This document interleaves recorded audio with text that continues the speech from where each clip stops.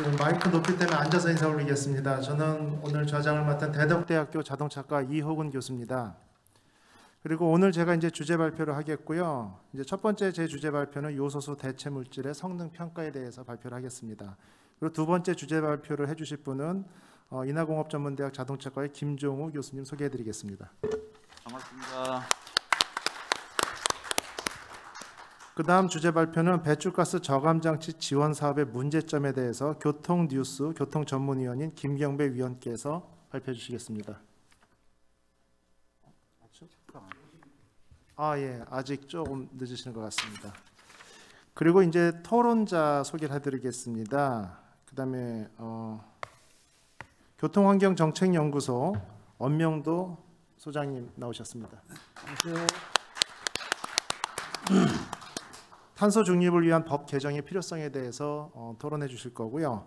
그 다음에 대덕대학교의 한장현 교수님께서 글로벌 공급망의 위기 현황에 대해서 말씀해 주실 겁니다. 다음은 중부대학의 이재훈 교수께서 기후변화와 내연기관의 대응 방안, 전기차로 전환의 필요성에 대해서 언급해 주실 겁니다. 네, 반갑습니다. 그리고 이번에 이제 박상호 소장님께서 에코인 미래전략연구소 박상호 소장께서 요소수 대체 물질의 어떤 총론에 대해서 현재 개발하고 있는 진행 상황에 대해서 설명해 주실 겁니다. 네, 이상 주제 발표자와 토론자의 소개를 마치도록 하겠습니다. 지금 소개해 주신 우리 이호근 교수님께서는 우리 대한민국 자동차 학계에서는 아주 거두시라고 저는 기억을 하고 있습니다. 우리 자동차학과의 명문이시죠. 대덕대학교에 좀 재직하고 계시는데 우리 이호근 교수님을 자장을 맡으셨습니다. 박수 한번 보내주시죠. 방송은 준비대로 진행하도록 하고요. 아무래도 다음 일정이 좀 있으셔서 좀 진행을 좀 시작을 해야 될 것 같습니다. 다소 시간이 좀 지연이 돼서 죄송합니다. 저는 오늘 사회를 맡은 환경감시 국민운동본부의 수석부총재 박장서입니다.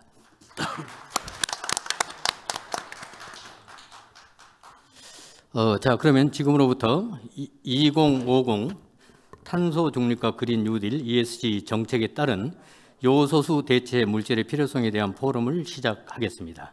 자, 먼저 국민의례가 있겠습니다. 다 같이 기립하셔서 단상에 있는 국기를 향해 주시기 바라겠습니다.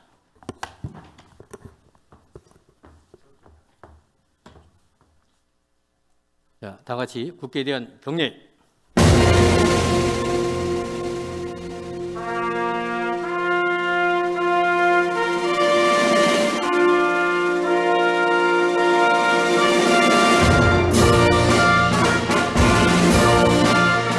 나는 자랑스러운 태극기 앞에 자유롭고 정의로운 대한민국의 무궁한 영광을 위하여 충성을 다할 것을 굳게 다짐합니다.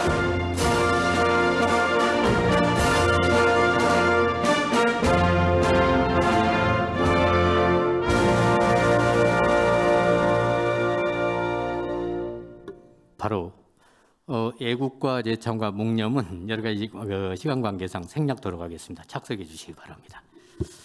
제가 양해를 좀 구하겠습니다. 실은 국회 일정상 여기를 도저히 오시기가 어려우신데도 불구하고 평소 의리의 정치인으로 소문이 나 계시죠.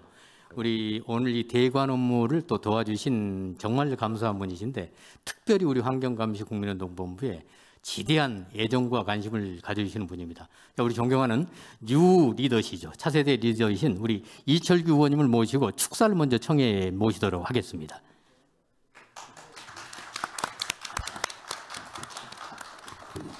반갑습니다. 인사드리겠습니다. 저는 국회 산자위 우리 국민의힘 간사를 맡고 있는 강원도 동해시와 태백시, 삼척시 그리고 정선군을 지역구로 두고 있는 이철규 의원입니다. 새해 복 많이 받으십시오.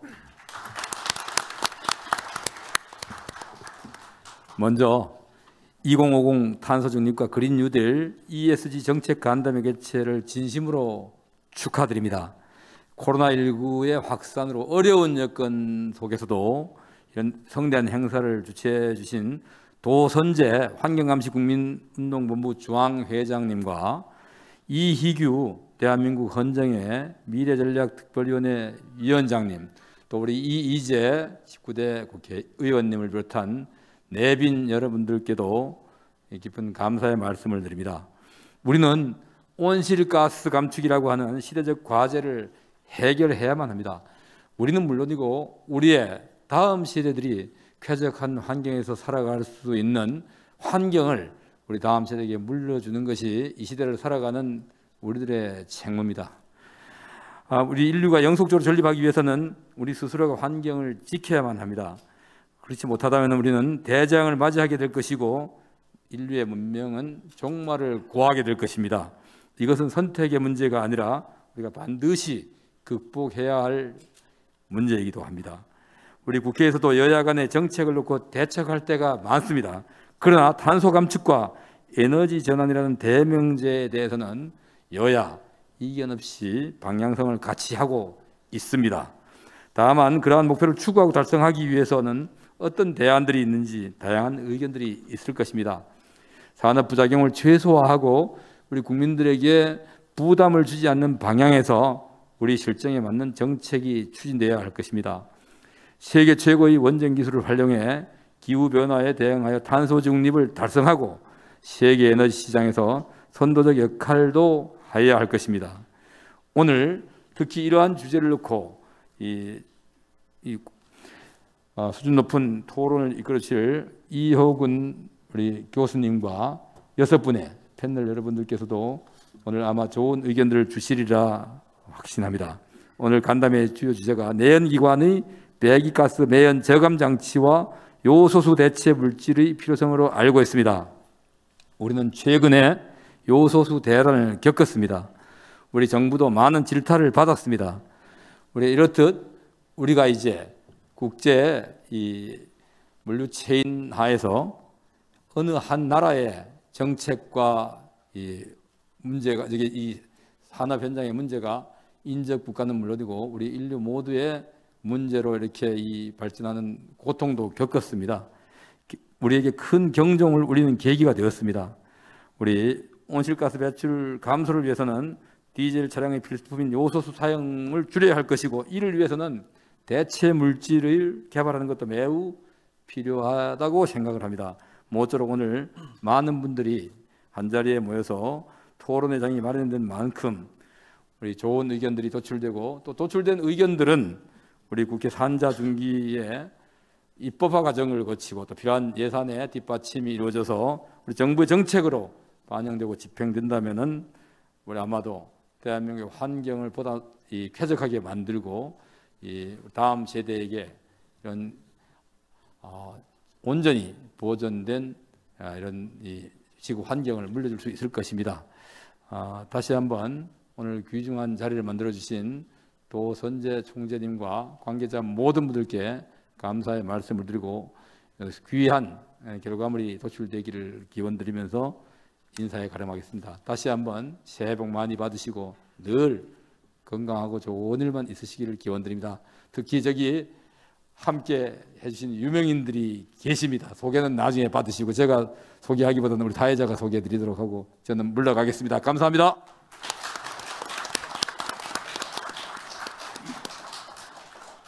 한 1분만 좀 대기를 좀 해주시죠. 저희 환경감시국민운동본부는 두 분의 수장을 모시고 있습니다. 이철규 의원님 좀 들어주셔야 될 내용입니다. 두 분의 수장이신데 방금 인사하셨던 옆에 계신 분이 우리 정말 우리 환경감시국민운동 브랜드 중에 브랜드이죠. 이상권 총재님이시고요. 옆에 계신 분이 중앙회장 도선재 중앙회장이십니다. 오늘 너무 좀 마음이 급하셔서 우리 이철규 의원님은 약속을 천근같이 지키시는 개인적으로 여기 있는 우리 사단들이 와 있어요. 이동준, 장윤창, 윤재환, 항충재 저를 비롯해서 우리 존경하는 약속 잘 지키신 의리의 형님 이철규 의원님께 다시 한번 뜨거운 박수 한번 보내주십시오. 자, 그리고 이제 다음 일정상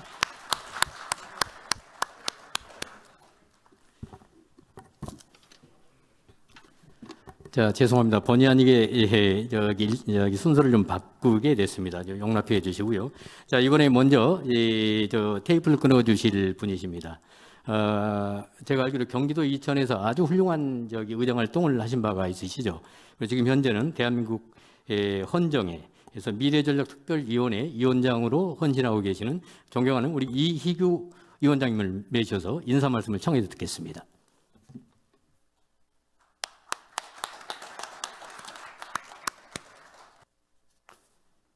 여러분 반갑습니다. 오늘 가장 춥다고 하는 대한절기입니다. 24절기 중에 맨 마지막이라고 알고 있는데요. 그러나 어찌됐든 날씨가 아주 차가운 날씨임에도 불구하고 또 특히 요즘 코로나, 오미크론 이 팬데믹 상황 속에서 이 행사를 열기가 굉장히 어려웠었습니다. 그런데 오늘 그래도 이렇게 많은 분들이 참석해 주셔서 우선 먼저 참석해 주신 모든 분들께 감사의 인사를 올리겠습니다. 감사합니다.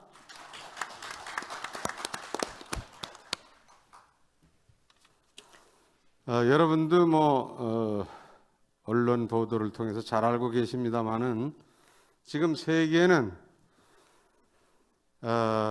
무역 전쟁, 보이지 않는 전쟁 속에 우리가 살고 있다고 해도 과언이 아니겠습니다.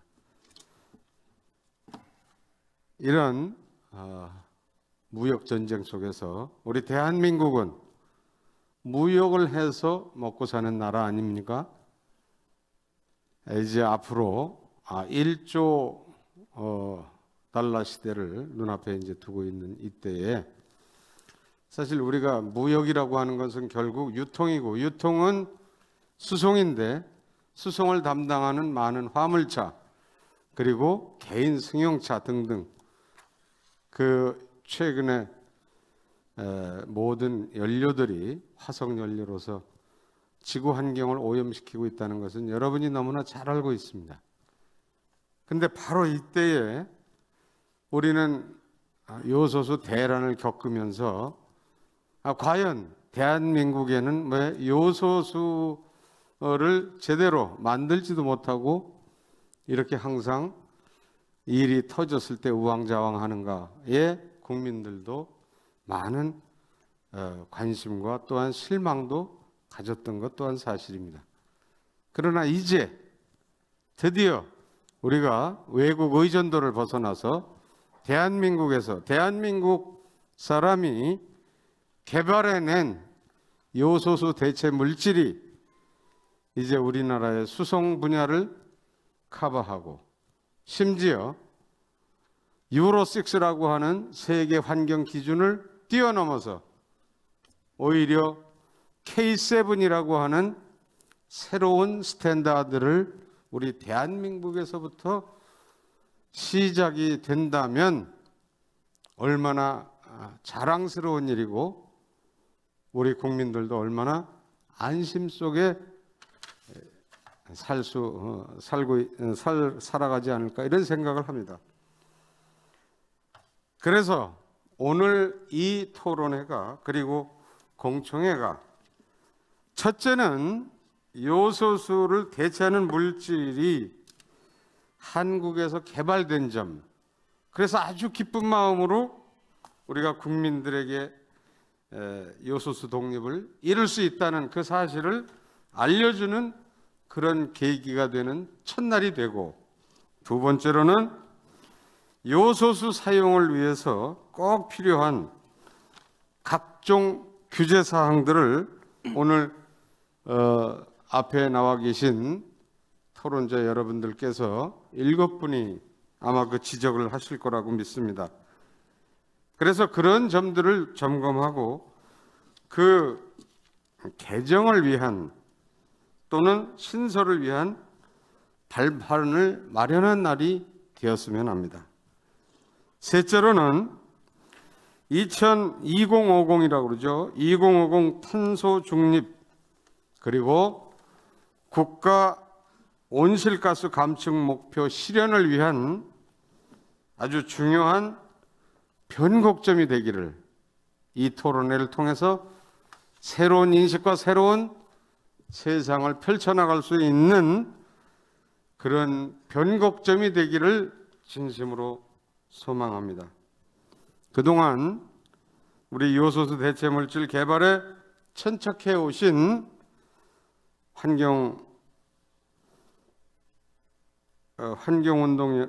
환경감시 국민운동본부의 박상호 소장님과 지구 환경 개선을 위해서 오랫동안 노력해 오신 환경감시 국민운동본부의 이상권 총재님과 또 도선재 중앙회장을 비롯한 관계자 여러분들께도 진심으로 이 자리를 빌어서 감사 말씀드립니다. 아울러서 차가운 날씨에도 이렇게 많은 분들이 한뜻으로 참석해 주셔서 다시 한번 감사의 말씀을 드립니다. 그리고 오늘 저는 이런 생각을 했습니다. 요소수의 완전한 독립을 위해서 또 요소수 완전한 독립의 그날까지 여기에 계신 여러분들께서 끊임없는 관심과 애정과 그리고 성원 보내주실 것을 부탁드리고, 또한 이제 얼마 남지 않은 설날이 눈앞에 있습니다. 이 설날에 여러분들 가정 두루두루 복 많이 받으시고 건강하셔서 2020년 이민년 한 해가 여러분 한 분 한 분의 해가 되기를 진심으로 소망하면서 인사에 가름하고자 합니다. 감사합니다.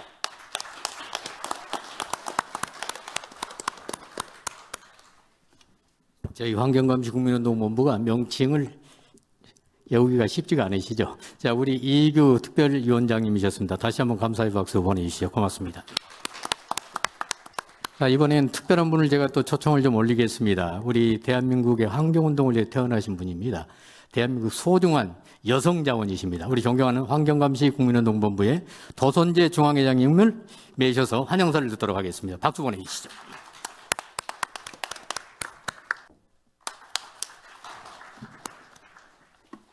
안녕하십니까. 환경감시 국민운동본부 중앙회장 도선재입니다. 환경감시운동본부 미래전략연구소와 더불어 오늘 주최하는 포럼에 바쁘신 중에도 참여해 주신 여러분께 진심으로 감사를 드립니다. 오늘날 세계적인 기후온난화에 대한 대응 노력은 모든 국가에게 주어진 공통과제고 2050 탄소 중립 목표 실현을 위한 신물질의 대전환은 우리나라만의 문제가 아니고요. 전 세계들이 책임져야 하는 중요한 과제입니다. 또한 누가 더 잘 질 좋고 값싼 물질을 생산할 것인가가 국가의 미래에 지대한 영향을 미칠 것이며 깨끗하고 안전한 대체 신물질의 빠른 확산을 위해서 우리들은 모두가 노력을 다해야 할 때가 아닌가 생각합니다. 이 시대에 즈음하여 2050 탄소 중립과 그린 뉴딜 ESG 개혁 정책에 따른 내연기관의 배기가스 저감, 요소수 대체 물질에 대한 포럼이 개최되게 된 점은 참으로 뜻깊은 일이라고 생각합니다. 오늘의 논의가 지구온난화의 주범인 자동차뿐만 아니라 내연기관, 외연기관 또한 산업 전반의 배기가스 저감에 효율적인 대체 신물질로서 초석이 되기를 바라며 우리나라 산업의 대동맥이 되어 국민들이 편안하고 안전한 삶을 책임지는 동반자로서의 제 몫을 다할 수 있도록 환경감시 국민운동본부 미래전략연구소에서는 최선을 다할 것을 약속드리겠습니다. 오늘 포럼에 참여해 주신 대덕대 이호근 교수님을 비롯한 각 분야 전문가님들과 이 자리에 계신 모든 분들에게 진심 어린 감사를 드리며 행복하고 올 한 해도 뜻깊은 한 해를 보내시기를 기원드립니다. 늘 건강하시고 지구 환경을 한 번 더 생각하는 이 자리가 되기를 바라고 환영사에 가름하겠습니다. 여러분 감사합니다.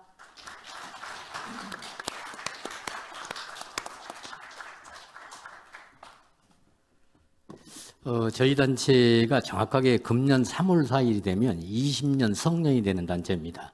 우리 방금 환영사를 해주신 우리 도선재 중앙회장님께서는 준비 기간까지 합치면 약 25년 정도에 가까운 세월을 환경운동에 헌신하신 정말 좀 특별하시고 감사한 그런 분이시기도 합니다. 여러분 다시 한번 애쓰신 우리 도선재 중앙회장님께 큰 박수로 환영해 주시면 고맙겠습니다. 불행인지 다행인지 실은 우리가 균형을 좀 맞추는 의미로 우리가 여야 한 분씩 오늘 축사를 좀 부탁을 좀 드렸습니다만은 우리 이철규 의원님은 다녀가셨고요. 네, 다른 한 분이 민주당에서 오시기로 했는데 저희가 행사 준비상 급하게 말씀드린 아마 저기 뭐 좀 그런 부분도 좀 있습니다만은 불가피한 사정으로 오늘 이 자리를 오시지 못해서 저희로서는 그나마 좀 다행스러운 게 내빈을 소개해드릴 수 있는 타이밍이 없었는데 그 시간을 한 3, 4분 정도 활용해서 제가 간단하게 내빈 소개를 좀 올리도록 하겠습니다. 제가 서두에 말씀을 올렸지만 이 자리에 계신 모든 여러분들이 저희한테는 정말로 따뜻하고 소중한 다 내빈들이십니다. 그래서 한 분 한 분 소개 올리는 것이 마땅하지만 다음 순서의 일정상 그러지 못한 것을 용서를 좀 해주시고요. 이따가 잠깐 5분 정도의 휴식 타임이 있습니다. 그 시간에 기회가 되면 또 빠진 분들은 소개 올리도록 하겠습니다. 먼저 소개를 드립니다. 우리 환경운동을 역시 위해서 태어나신 분이시죠. 아마 여기에서 가장 핸섬보이가 아니신가 이런 생각을 합니다. 우리 존경하는 우리 환경감시국민운동본부의 이상권 총재님을 먼저 소개드립니다. 감사합니다. 방금 여러분들 위해서 환영사를 맡아주셨고요. 또 역시 환경운동을 위해서 평생을 헌신해 오시는 우리 존경하는 도선재 중앙회장님이십니다.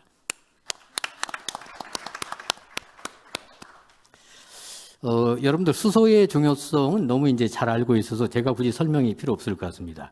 아마 30여 년 전부터 이 수소 문제에 해안을 가지시고 지금까지 달려오신 훌륭하신 분이십니다. 제가 알기로 저기 어디죠? 수안보의 문강온천 호텔도 운영하고 계시고 다음에너지 대표이신 우리 이태영 회장님 와 계시는 것 같은데 박수 한번 보내주시죠. 여기 쟁쟁한 분들이 많이 와 계십니다. 세계 배구 스카이서브의 창시자입니다. 놀랍죠? 대한민국 스포츠 배구 레전드죠. 우리 존경하는 상명문 경기대학교 장윤창 교수님 자리하셨습니다.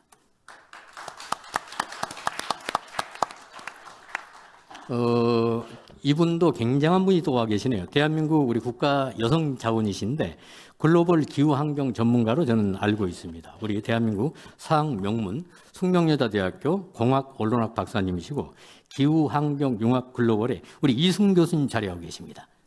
여러분 박수 한번 해주시죠. 굉장한 기후 환경의 전문가십니다. 저희 단체가 16개의 위원회가 있습니다. 그중에 중요한 위원회 중에 하나가 여성위원회입니다. 우리 여성위원장을 맡고 계시고 역시 상명문 경희대학교에서 학생 후학들을 지도하고 계시는 우리 조환진 교수님도 자리하셨습니다.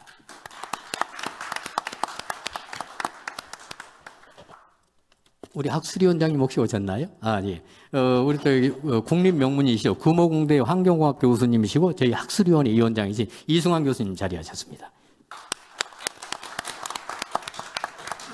사단법인으로 한국예총, 한국예술문화 모델협회 총재이시고 저희 단체 홍보대사이기도 합니다. 뭐 연기자, 가수, 운동선수 하여튼 종횡무진하시는 분입니다. 우리 국민가수 이동종 가수 우리 홍보대사 함께 하셨습니다. 전설의 핵주먹 복서로도 유명하시죠. 지금은 가수 활동을 왕성하게 하고 계시는데 역시 저희 환경의 홍보대사인 황충재 우리 가수님 저 뒤에 앉아 계시네요. 아마 대한민국 최고의 나눔의 실천자가 아닌가 싶습니다. 사단법인 비체나 회장 및 한국감염예방협회 윤주환 총재님이 자리하고 계시는 것 같은데 어디 계시죠? 예. 우리 옆에 김영미 사무총장님도 앉아 계시네요. 예. 예, 박수 한번 보내주시죠. 예, 아주 우수한 중경건설사를 경영하고 계신 걸로 저는 소개를 받았습니다. 우리 이근재 한국감염병 예방협회 총재님 자리하셨습니다. 예, 그리고 옆에 최인백 사무총장님도 함께 계시네요. 예, 박수 한번 보내주시죠. 우리 카자흐스탄 기업인이시죠? 우리 주식회사 INENJ 윤주은 회장님 아까 자리에 계시는 것 같은데. 예, 오셨다 가신 것 같습니다. 죄송합니다. 이외에도 여러분들 다들 아까 말씀드린 대로 소개에 올려야 되는데 시간 관계상 다 그러지 못함을 다시 한번 용납을 좀 바라겠고요. 이따 휴식 시간을 통해서 내가 미처 여러분들 소개가 우리 진짜 중요한 분 한 분을 이제 놓칠 뻔했습니다. 평생을 고위공직자로서 교육공무원으로서 헌신하시고 지금은 공무원들 연합회, 전 공무원들 연합회 총재로 계시는 우리 존경하는 우리 오일환 상임고문님 자리하셨습니다. 여러분 박수 한번 보내주시죠. 죄송합니다. 이외에도 여러분들이 계시는데 우리 한경 가족들은 오늘 여러분들 좀 양해를 좀 해주시고요. 이따 휴식 시간을 통해서 다시 한번 매실 기회를 갖도록 하겠습니다. 이어서 이제 바로 주제별 발표 시간을 갖도록 하겠는데요. 오늘 자장이신 우리 이호근 교수님께 마이크를 드리도록 하겠습니다. 예. 네, 안녕하십니까. 소개받은 대덕대학교 이호근입니다. 다시 인사도 올리겠습니다. 이제 요소수 사태에 대해서 좀 더 종합적으로 설명을 드리겠습니다. 일단은 그 배출가스 각종 저감 장치 중에 뭐 SCR이나 LNT나 DPF나 요소수가 어떤 역할을 하는지는 그 분야의 국내 최고 전문가인 김종우 교수님께서 조금 후에 발표해 주실 거니까 저는 어떤 정치적인 배경만 좀 설명을 드리겠습니다. 실제 요소수는 우리나라에서도 생산을 할 수 있습니다. 요소수 글자 그대로 요소가 원료입니다. 그래서 요소를 가지고 물론 요소 비료 많이 들어보셨겠죠. 이번에 어떤 정책적인 미스가 있었던 것도 중국 정부에서 일단은 연간 5천 톤의 요소를 생산합니다. 가장 많이 생산하는 게 전 세계에서 중국이고요. 그중에 대부분을 수출을 하는데 우리나라와 인도에서 가장 많이 수입을 해 갑니다. 그런데 이제 그 요소에서 각종 이제 부산물들이 나오는데 여러분들 뭐 요소 비료도 들어보셨겠죠. 농사 짓는 쪽에 요소 비료도 쓰고 그 요소를 31.5% 내외에다가 순수한 정제수를 67에서 68%를 섞어가지고 1대2 정도 되겠죠. 요소수를 만듭니다. 그 요소수를 만드는데 자동차의 부품으로 정교하게 사용되기 때문에 각종 기준들이 있겠죠. 뭐 중금속 비중이 3ppm 미만이어야 되고 여러 가지 기준들이 있습니다. 이렇게 만들 수 있는 거고요. 그 원료인 요소는 우리나라에서도 충분히 생산이 가능한 제품이었습니다. 그런데 전 세계 이제 자동차 산업이나 어떤 공업들이 가격 경쟁력 위주로 가다 보니까 노동 생산성이나 이런 것들이 저렴한 중국 쪽에 의존을 하게 되고 특히 우리나라 같은 경우는 중국하고의 거리가 가깝다 보니까 물류 비용이 상당히 세이브가 될 수 있어요. 그래서 이제 이런 부분들에 대해서 좀 먼 과거부터 배경을 설명드리면 우리나라에도 2011년까지는 요소를 생산하는 공장이 상당히 많이 있었습니다. 그랬다가 중국하고의 가격 경쟁력 때문에 이러한 부분들이 도태되고 퇴출되다가 2013년에 마지막 요소 생산하는 공장이 문을 닫으면서 요소를 전량 해외에서 수입하는 어떤 수입 국가로 전환하게 된 거죠. 물론 조금 전에 제가 말씀드린 것처럼 기술이 있기 때문에 내일부터라도 만들 수 있을까요? 안 되죠. 연속 공정이고 이게 화학 공정 이런 게 있기 때문에 공장 설립에만 2, 3년 이상 걸린다는 문제가 있는 거죠. 또 한 가지 배경은 전 세계에서 디젤 자동차의 비중이 가장 높은 게 우리나라입니다. 38% 정도 되고요. 이 정도로 높기 때문에 여기 김종훈 교수님을 비롯해서 저 같은 경우는 저희를 잠깐 소개하자면 배출가스 전문 정비업 교육기관 협의회를 2007년부터 저희가 처음으로 창시를 해서 지금 김종훈 교수님이 이제 회장을 맡고 있고 저는 교육분과위원장을 맡고 있습니다. 그러면서 우리나라의 배출가스 기준을 처음부터 만들고 시험법이나 정비 방법들을 만든 사람들이고요. 그러기 위해서 일본하고 캐나다나 해외 사례를 갖다 모니터를 하러 다녔습니다. 그래서 일단은 그런 어떤 기준들을 만들어 놨는데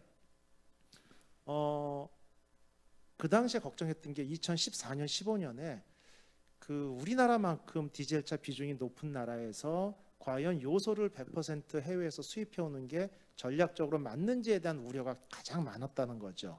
그래서 그런 것들을 전문가 집단에서 많이 얘기를 했는데 결국 정책에 반영되지 못하고 경제 논리, 가격 논리에 계속 밀렸다는 게 가장 중요한 포인트입니다.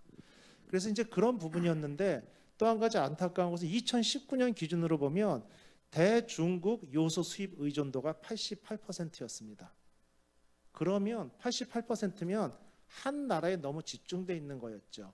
우리가 자동차 판매도 50%만 넘어도 독과점이다, 과점이다 해가지고 정부에서 제재를 가하는데 불구하고 자, 요소수가 어디 사용되느냐? 디젤차에 들어갑니다. 디젤차가 어디 있느냐? 여러분이 타고 다니는 차만 문제가 아니고요. 여기 여성분들이나 여교수님들도 쿠팡으로 물건 주문하시잖아요. 택배 차량 대부분 디젤로 운영하거든요. 우체국 차량, 화물 트럭 이번에 문제가 됐던, 그다음에 마을버스, 시골에 소방차 이런 것들이 다 운행을 못하고 중지할 수밖에 없는 게 요소수가 필수 사용 요소인 거죠. 그래서 우리 전문가들은 늘 이걸 전략 물자화해야 된다 이런 얘기를 계속 얘기를 했습니다.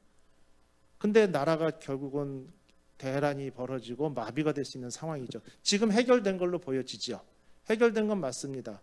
적당히 사용된 물량들이 이미 수입되고 있는 것까지는 팩트입니다만, 다만 여러분들이 미스하고 있는 상황이 가격 경쟁력 때문에 국내 업체들이 다 도태됐는데 현재 요소를 얼마에 사오는지 정부가 얘기도 안 하고 아무도 모르고 계시죠.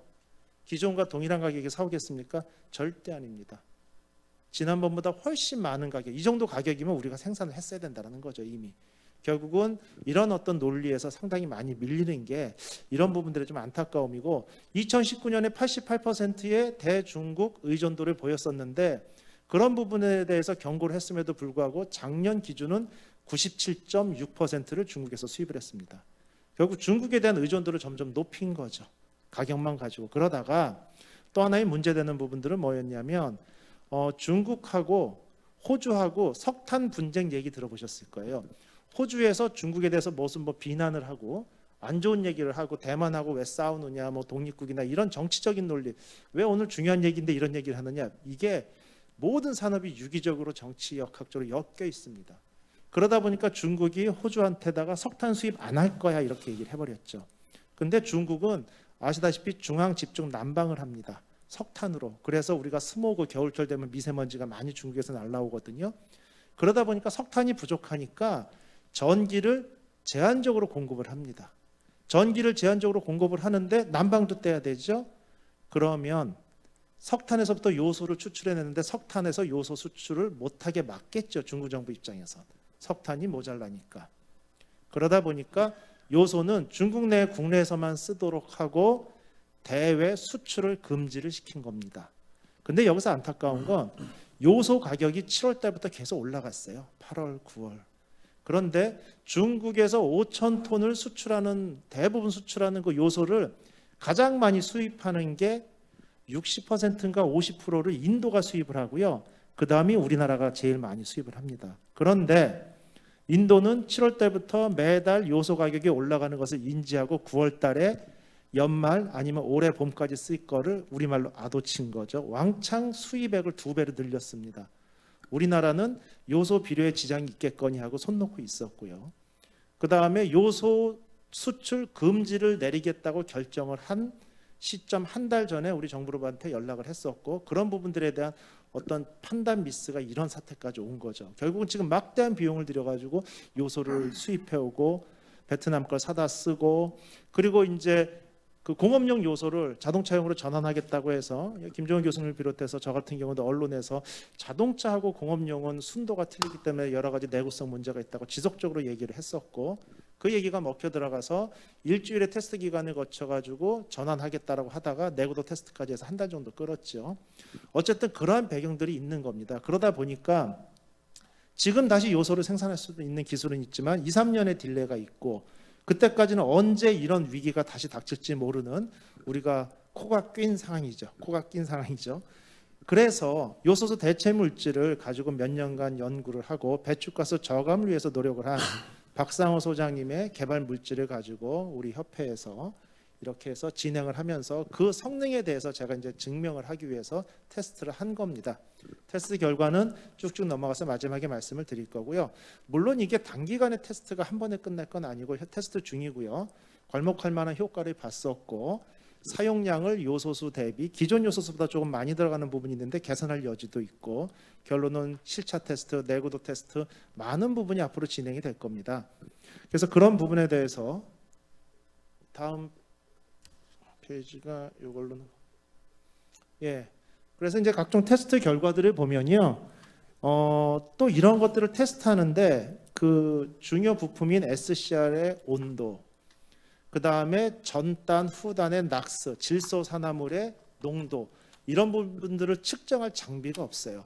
제가 오늘도 이제 KBS 가서 리콜이나 레몬법 같은 거 30분 인터뷰를 하고 왔는데 우리나라는 소비자들이 자동차의 결함이나 문제점을 직접 증명을 해야 된다는 부분이 있는데 대부분의 기술은 제작사가 다 가지고 있죠. 그러다 보니까 실제 이런 어떤 SCR의 온도나 그에 따른 요소의 사용량이나 이런 것들을 저희가 측정할 방법이 없어서 전용 장비를 만들었습니다. OBD에 연결을 해서 자동차 안에 있는 이슈에 있는 데이터를 읽는 장비를 만들어서 각종 테스트를 진행을 했습니다. 그래서 결론만 말씀드리면 기존에 이제 비포는 기존 요소수 사용한 거고 애프터는 새로운 물질에 대한 테스트를 한 거고요. 결국은 질소 산화물 값이 기존의 요소수를 썼을 때와 새로운 이번에 개발된 우리의 물질을 썼을 때가 큰 차이 없이 비슷한 결과를 나타낸다. 이런 어떤 결론을 도출했고요. 요소수 잔량이나 사용량이 조금 많아질 수는 있는데 그런 부분들에 대해서는 추가 연구가 진행 중이고 지금 벌써 연말부터 4차례 실험을 진행했거든요. 그래서 점차 에라를 줄여나가고 있고요. 사용량도 상당히 줄여놓은 상황입니다. 그리고 또 한 가지는 그 요소수 생산 라인처럼 큰 생산 라인이 필요하지도 않고 쉽게 만들 수 있고 친환경적인 제품이기 때문에 그에 따른 검증이 필요해서 제가 테스트를 진행을 했습니다. 여기서 하나 질문 드릴게요. 왜 제가 테스트를 진행했을까요? 자, 배출가스 저감 장치의 종류에 대해서 김 교수님이 발표해 주시겠지만 우리나라는 이제 물론 저기 토론자들께서 중간중간 다시 얘기를 해 주실 겁니다. 뭐가 문제가 있냐면요. 자, 우리나라는 이제 파지티브로 돼 있습니다. 파지티브란 얘기는 긍정적인 거니까 좋겠죠. 근데 좋은 게 아니고요. 미국 같은 외국은 네거티브로 돼 있습니다. 쉽게 설명을 드릴게요. 이 커피숍이 있어요. 아마 동네 커피숍 가보시면 그 메뉴가 그거죠. 머핀에다 커피에다 주스에다가 어느 프랜차이즈 커피숍을 들어가도 모든 종류가 똑같습니다. 그 얘기는 우리나라는 법이 커피숍에서는 커피와 음료와 간단한 다과나 커피와 곁들여 이런 걸 팔 수 있다. 이게 파지티브입니다. 그 얘기는 정말 아이디어가 좋아서 컵밥처럼 요만한 데다 비빔국수를 아침에 한 그릇씩 팔고 싶어도 불법이에요. 그럼 음식점 허가 내고 위생허가 따로 내고요. 근데 미국 같은 경우는요. 극단적으로 표현하면 커피숍에서는 술, 담배, 마약 팔면 안 됩니다. 이렇게 네거티브로 돼 있죠. 거기서 어떤 영업이나 장사를 해서 절대 안 되는 부분만 지적을 합니다. 나머지는 자유롭게 합니다. 그럼 우리 어머니가 옛날부터 해왔던 빈대떡의 비법이 있으면 커피숍에서 그것도 팔 수 있는 거고 결국 이게 자동차 쪽으로 가면 또 상당히 심각한 문제를 선진국에서 만든 여러 가지 기술들이 적용이 돼서 배출가스 저감 장치들이 있습니다. 그러면 우리나라는 이렇게 돼 있죠. 배출가스 저감 장치로는 DPF, SCR, LNT 이런 것들이 있고 이런 것들을 장착해서 배출가스를 줄일 수 있고 환경부는 배출가스 저감 지원 사업으로 이러한 장치들의 DPF 많이 들어보셨죠? 환경부가 45% 비용을 내고요. 지자체가 45%, 개인이 10%를 냅니다. 비용은 한 350만 원 정도 들고요. 그럼 개인은 35만 원만 내면 나머지 315만 원은 환경부하고 그 다음에 지자체의 비용으로 물어주는 거죠. 끼워주는 거죠. 교체해 주는 거죠. 그런데 이렇게 방금 말씀드린 이러한 장치들이 배출가스 저감 장치다라고 법에 명시되어 있기 때문에 만약에 제가 이런 걸 발명을 했어요. 그래서 배출가스 머플러 쪽에 달아만 놨더니 배출가스가 확 줄어들어. 다는 순간 불법입니다. 왜? 법에서 명시한 SCR, LNT, DPF가 아니기 때문에. 이걸 가지고 환경부를 갑니다. 테스트해 주세요. 그럼 뭐라고 하는지 아세요? 저희의 테스트할 수 있는 항목이 없습니다. 그러는 거죠. 그래서 테스트를 못 해준다고 하죠. 그럼 이번에 물질 쪽으로 가보겠습니다. 자, 새로운 물질이 나왔는데 저도 화학은 아니고 기계공학의 자동차 베이스다 보니까 이 물질이 어떠한 영향이 있는지 이게 질소산화물을 정말 줄일 수 있는지에 대한 어떤 테스트를 요청을 하면요. 현재 자동차의 어떠한 물질 테스트는 첨가제, 촉매제 밖에 없습니다. 배출가스 저감을 촉진시키는 물질 이런 얘기나 테스트 방법은 없어요. 그러면 이게 요소수 대체 물질인데요. 테스트 좀 해주세요. 이런 뭐라 그런지 아세요? 요소수에 대한 기준표를 만족해야 된다라고 요소수의 기준표 아까 말씀드렸죠. 중금속이 3ppm 미만이어야 되고 끓는 점이 어느 점이 영하 11도여야 되고 기준 몇 가지가 있습니다.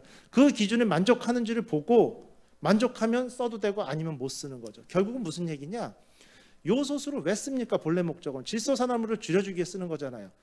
뭐로 가든 거꾸로 가든 질소산화물을 줄이는 물질은 쓸 수 있도록 테스트할 방법을 정부가 만들어줘야 되는데 요소수가 아니면 안 되게 법이 돼 있는 거죠. 그러다 보니까 새로운 어떤 기술이나 연구나 이런 하는 사람들이 한계에 처하고 그것에 대한 어떤 막대한 장비나 이런 것들이 민간 기업이나 이런 데서 가지고 있는 게 드물다 보니까 비용의 한계에 처하게 되는 거죠. 극단적으로 제가 이걸 가지고 투싼에 달았더니 효과가 좋았습니다. 배출가스가 절반 줄었습니다. 가져가면요. 그 차 한 대만 해봤잖아요. 그 차가 특별할 수도 있고 모르지. 다른 차도 좀 해보세요. 5대 정도 해야죠. 그럼 이제 수천만 원 깨져요. 5대 해가지고 가면 이거 가솔린만 해오셨죠. 디젤 안 해왔죠. 이 소리 나오죠. 또 해가면은 2000cc 엔진만 해오셨잖아요. DOHC 해왔냐? 엔진의 종류에 따른 결국은 실험비가 한 10억 이상 들어갑니다. 그러다 보니까 가산 탕진하고 이제 쓰러지는 거죠. 테스트해서 갖다 드리면 마지막은 뭔지 아세요? 내구성 해보셨어요? 한 8만 킬로 한 5년 타봤을 때 멀쩡합니까? 민간이 개인 발명가가 아무리 좋은 아이디어가 있어도 접근할 수 없는 높은 장벽이 있는 게 현실입니다. 그래서 이번 이 요소수를 가지고 제가 테스트를 해보면서 충분한 가능성을 봤습니다. 100%는 아직 없어요. 민간 기업이 또 협회가 적극 지원을 해주고 제가 테스트를 하지만 아까 말씀드린 것처럼 다양한 차종에 대해서 다양한 엔진 배기량에 따라서 휘발유 엔진이냐 경유냐에 따라서 내구도까지 하려면 정말 많은 비용과 시간이 들어가는데 일단은 가능성을 하나하나 접어나가고 있는 상황입니다만 너무도 힘이 들고 협회의 지원이 없으면 시작도 못했을 겁니다. 일단은 시작 단계고 그래서 오늘 포럼의 주제는 이 물질에 대해서 효과를 봤다. 이건 당연한 내용이고요. 뭐 서류 참고하시면 되고 그걸 떠나서 오늘 포럼 전체 주제를 말씀드리는 겁니다. 그래서 결국은 이러한 어떤 개인 발명가나 개인 연구가나 의지가 있는 단체의 어떤 행동들이 법이나 규제의 고루한 부분에 막혀서 그 문턱을 넘지 못하다 보니까 어떻게 보면 각종 배기가스 관련, 물질 관련 이런 어떤 소재 관련이 해외에 종속될 수밖에 없고 우리나라 시장이 작거든요. 중국 같은 경우에 27분의 1밖에 안 됩니다. 가끔 보면은 전기차 배터리 SK가 1등이야, LG가 1등이야 막 이러다가 갑자기 CATL 듣도 보도 못한 중국 업체가 1등으로 올라오는 이유가요. 중국은 내수 시장에서만 장사해도 대한민국 27개국 수출효과랑 똑같습니다. 그러니까 조금 성능이 떨어지는 제품을 국민들한테 정부에서 의무적으로 사라고만 해도 차 한 대 만들었는데 10만 대, 20만 대가 막 팔리는 거죠. 우리나라는 해외 수출 죽기 살기로 해야 현대기아가 전 세계에 3위 정도 전기차 판매를 보이는 게 현대가 9만 3천 대, 기아가 8만 몇천 대에서 18만 대입니다. 전 세계 수출을 잘해야 전 세계에서 세 번째로 수출을 잘해야 18만 대인데 중국은 내수 시장에만 팔아도 20만 대에서 30만 대 파는 거죠. 거기서 축적된 자본과 기술을 가지고 해외 시장에 나오는 순간 우리가 도태되는 거죠. 이런 일들이 반복해서 일어납니다. 결론을 제가 미리 말씀드리는 건 좀 건방지지만 토론자들의 의견도 유사할 걸로 믿기 때문에 말씀을 드리자면 실제 이런 부분에 대해서 전략 물자화해야 된다는 거죠. 또 하나의 예로 제가 수소전기차를 타고 있는데 일본에서 탄소 섬유 수출 안 해주겠다고 하니까 그 가스통 못 만들어가지고 생산이 중단될 위기에 있었죠. 효성그룹이 만들 수 있습니다. 기술 다 가지고 있어요.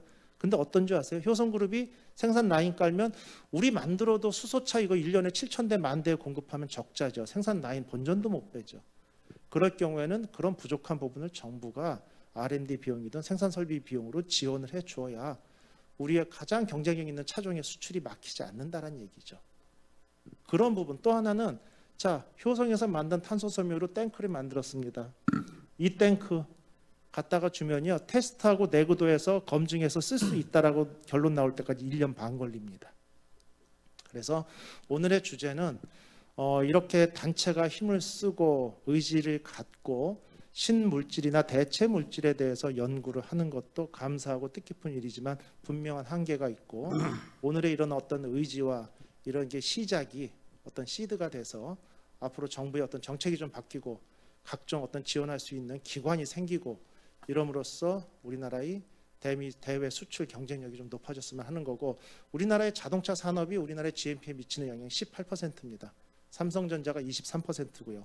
대기업에 대해서 많은 비난도 있고 욕을 할 수도 있습니다만 두 기업이 문을 닫으면 불행하게도 여러분 모든 분들의 지갑이 45% 수입이 줄어든다고 생각을 하셔야 됩니다. 그러면 뭐 부도덕한 행위나 잘못된 세습이나 이런 부분에 대해서는 자본주의 사회이기 때문에 강력한 벌과금이나 페널티를 물어서 그 부분을 가지고 복지나 산업이나 기술 개발에 지원을 하면 되는 거고요. 그 다음에 정부가 전략 물자화한 여러 가지 물질들에 대한 지원은 앞으로도 지속적으로 이루어져야 된다. 이런 얘기로 마무리하도록 하겠습니다. 감사합니다.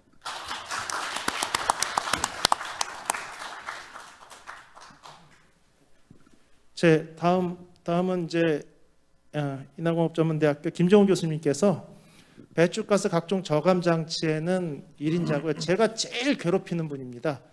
개인적인 자리에서는 제가 형이라고 할 정도로 친하고, 왜 아까 말씀드렸죠. 정부 공공기관 외에는 그런 장비를 가진 데가 없어요.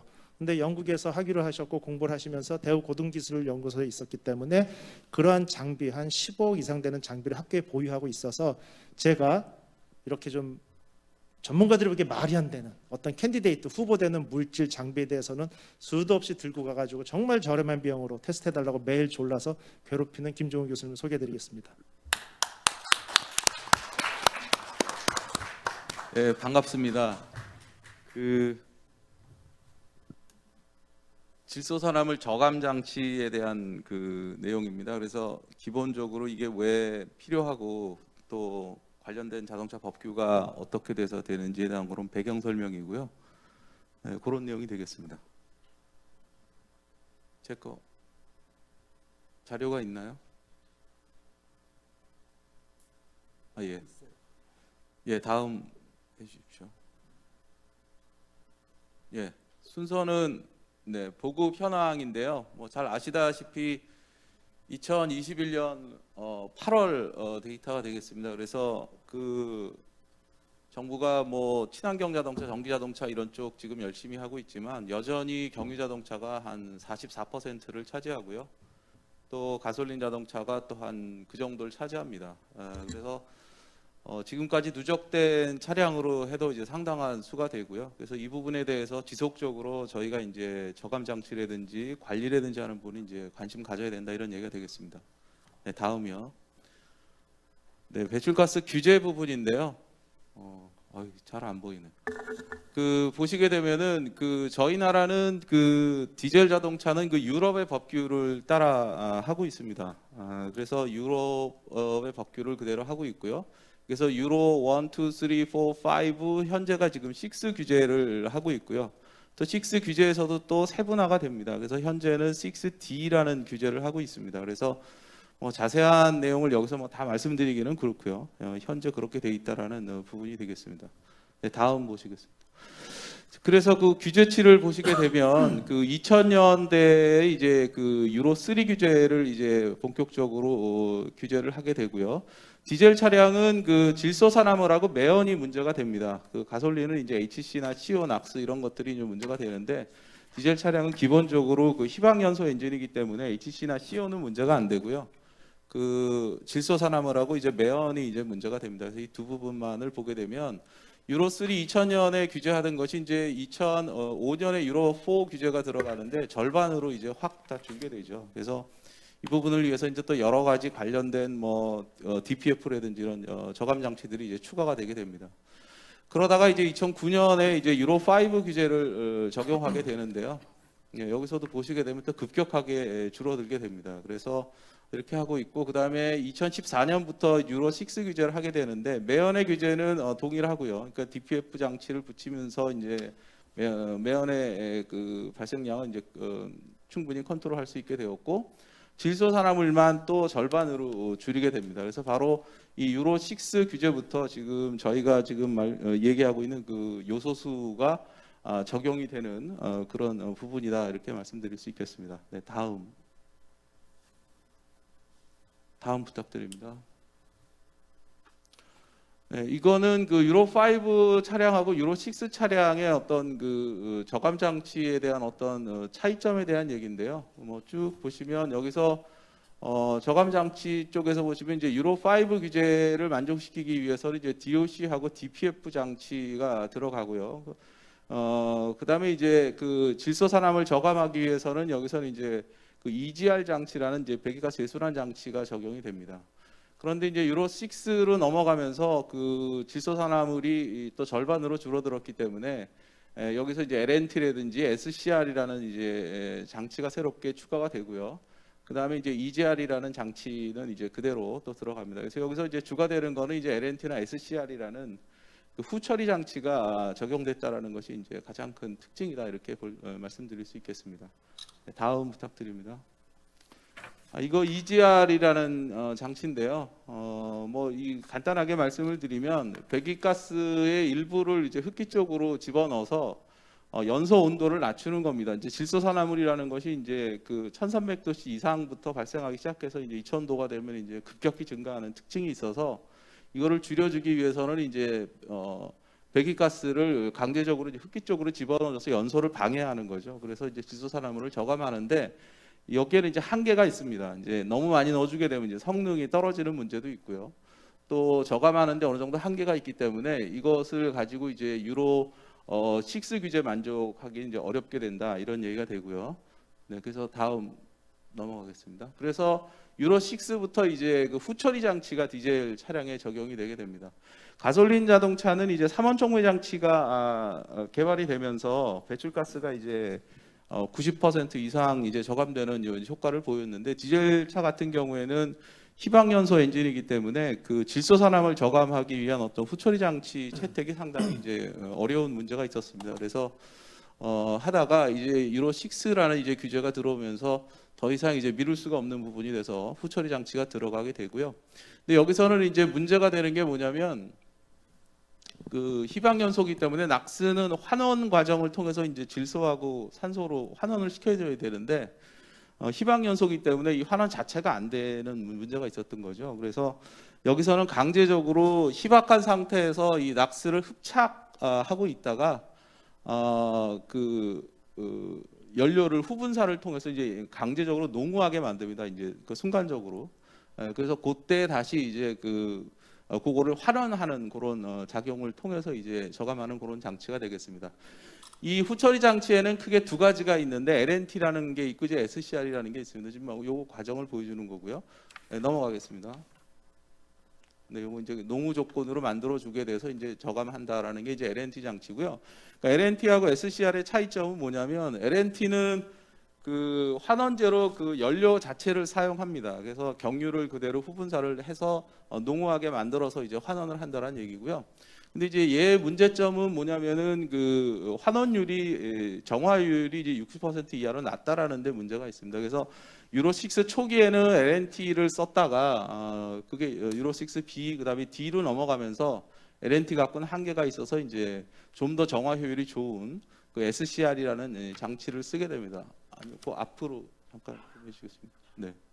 그래서 SCR이라는 것은 무엇이냐면 이제 환원제를 연료로 쓰지 않고 유레아라는 그 요소수를 사용하게 되는 겁니다. 그래서 이제 유레아는 이제 암모니아가 되는데 이제 암모니아는 아시다시피 이제 독성 물질이기 때문에 이거를 넣고 취급하는 데 상당히 문제가 있어서 그 요소수 상태로 이제 독성이 없는 그런 상태로 만든 다음에 요거를 그 배기관 쪽에서 분사를 하게 되죠. 분사하게 되면 이제 배기 열에 의해서 이것이 암모니아로 이제 바뀌는 그런 과정을 거치게 됩니다. 이제 그렇게 해서 이 암모니아를 환원제로 쓰게 되면 이 정화 효율이 90% 이상 낙스의 정화 효율이 이제 굉장히 올라가는 그런 특징이 있기 때문에 그런 방식을 채택하게 되는 거고요. 그 방식을 통해서 이제 유로 6D의 규제를 만족하는 그런 시스템으로 지금 개발이 되어 있다 이렇게 말씀을 할 수 있습니다. 그래서 이게 이제 좀 복잡하게 열분해 반응이라고 해서 이제 이 요소수를 배기 열에 의해서 이제 암모니아로 바꿔주게 되고요. 또 이거를 가수분해라는 또 과정을 거치고 그다음에 이제 마지막으로 이걸 이제 환원 과정을 거쳐서 궁극적으로 무해한 이제 질소산화물을 N2하고 H2O로 바꿔주는 이런 복잡한 과정을 거치게 됩니다.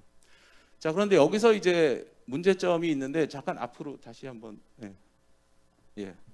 보시게 되면 이 암모니아로 바뀌는 과정에서 여기 HNCO라는 어떤 화합물이 생성이 되는데요. 이것이 이제 그 결정화되는 문제가 있습니다. 그래서 이 SCR 시스템의 장치에서 문제가 뭐냐면은 이제 여기 이제 요게 결정화되어서 이게 이제 끼게 되는 거죠. 그래서 어떤 내구성에 또 상당히 많은 지금 현재 문제를 일으킬 수 있기 때문에 또 지속적인 관리가 필요하다 이런 얘기가 되고요.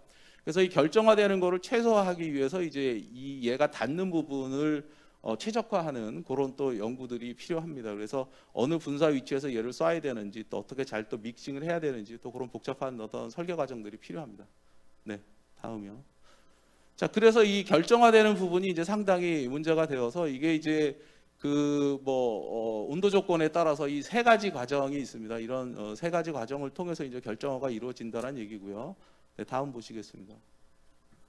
네, 그래서 실제 사진을 보게 되면 이게 이제 결정화되면 이렇게 이제 끼게 되는 문제가 발생하고요. 이렇게 되면 이제 SCR을 막는 문제가 되어서 이제 지속적인 관리가 필요하다라는 것이 이제 현재 SCR 시스템에서 이제 문제점으로 제기가 되고 있습니다. 네, 다음이요. 그래서 지금 이것은 그 유로 6D에 지금 현대에서 나오는 차량에 이제 장착되어 있는 후처리 시스템인데요. 이제 후처리 시스템이 굉장히 복잡하게 되어 있죠. 이 앞에 DOC라는 이제 기존에 있던 촉매 장치가 있고요. 이 DOC를 통해서는 그 HC나 CO를 정화하게 됩니다. HCO를 정화하고요. 그 다음에 이제 LNT라는 시스템하고 이제 DPF라는 시스템이 들어와 있는데 DPF도 이제 매연 저감 장치가 되겠고요. 이 LNT는 아까 말씀드렸지만 이제 연료 자체를 써서 정화하는 건데 그 다음에 이제 뒤에 이제 SCR 장치가 있습니다. 이게 복잡하게 LNT도 있고 SCR도 있는 이유는 뭐냐면 이 SCR은 일정한 온도, 배기가스 온도 이상에서 이게 작동하는 거고요.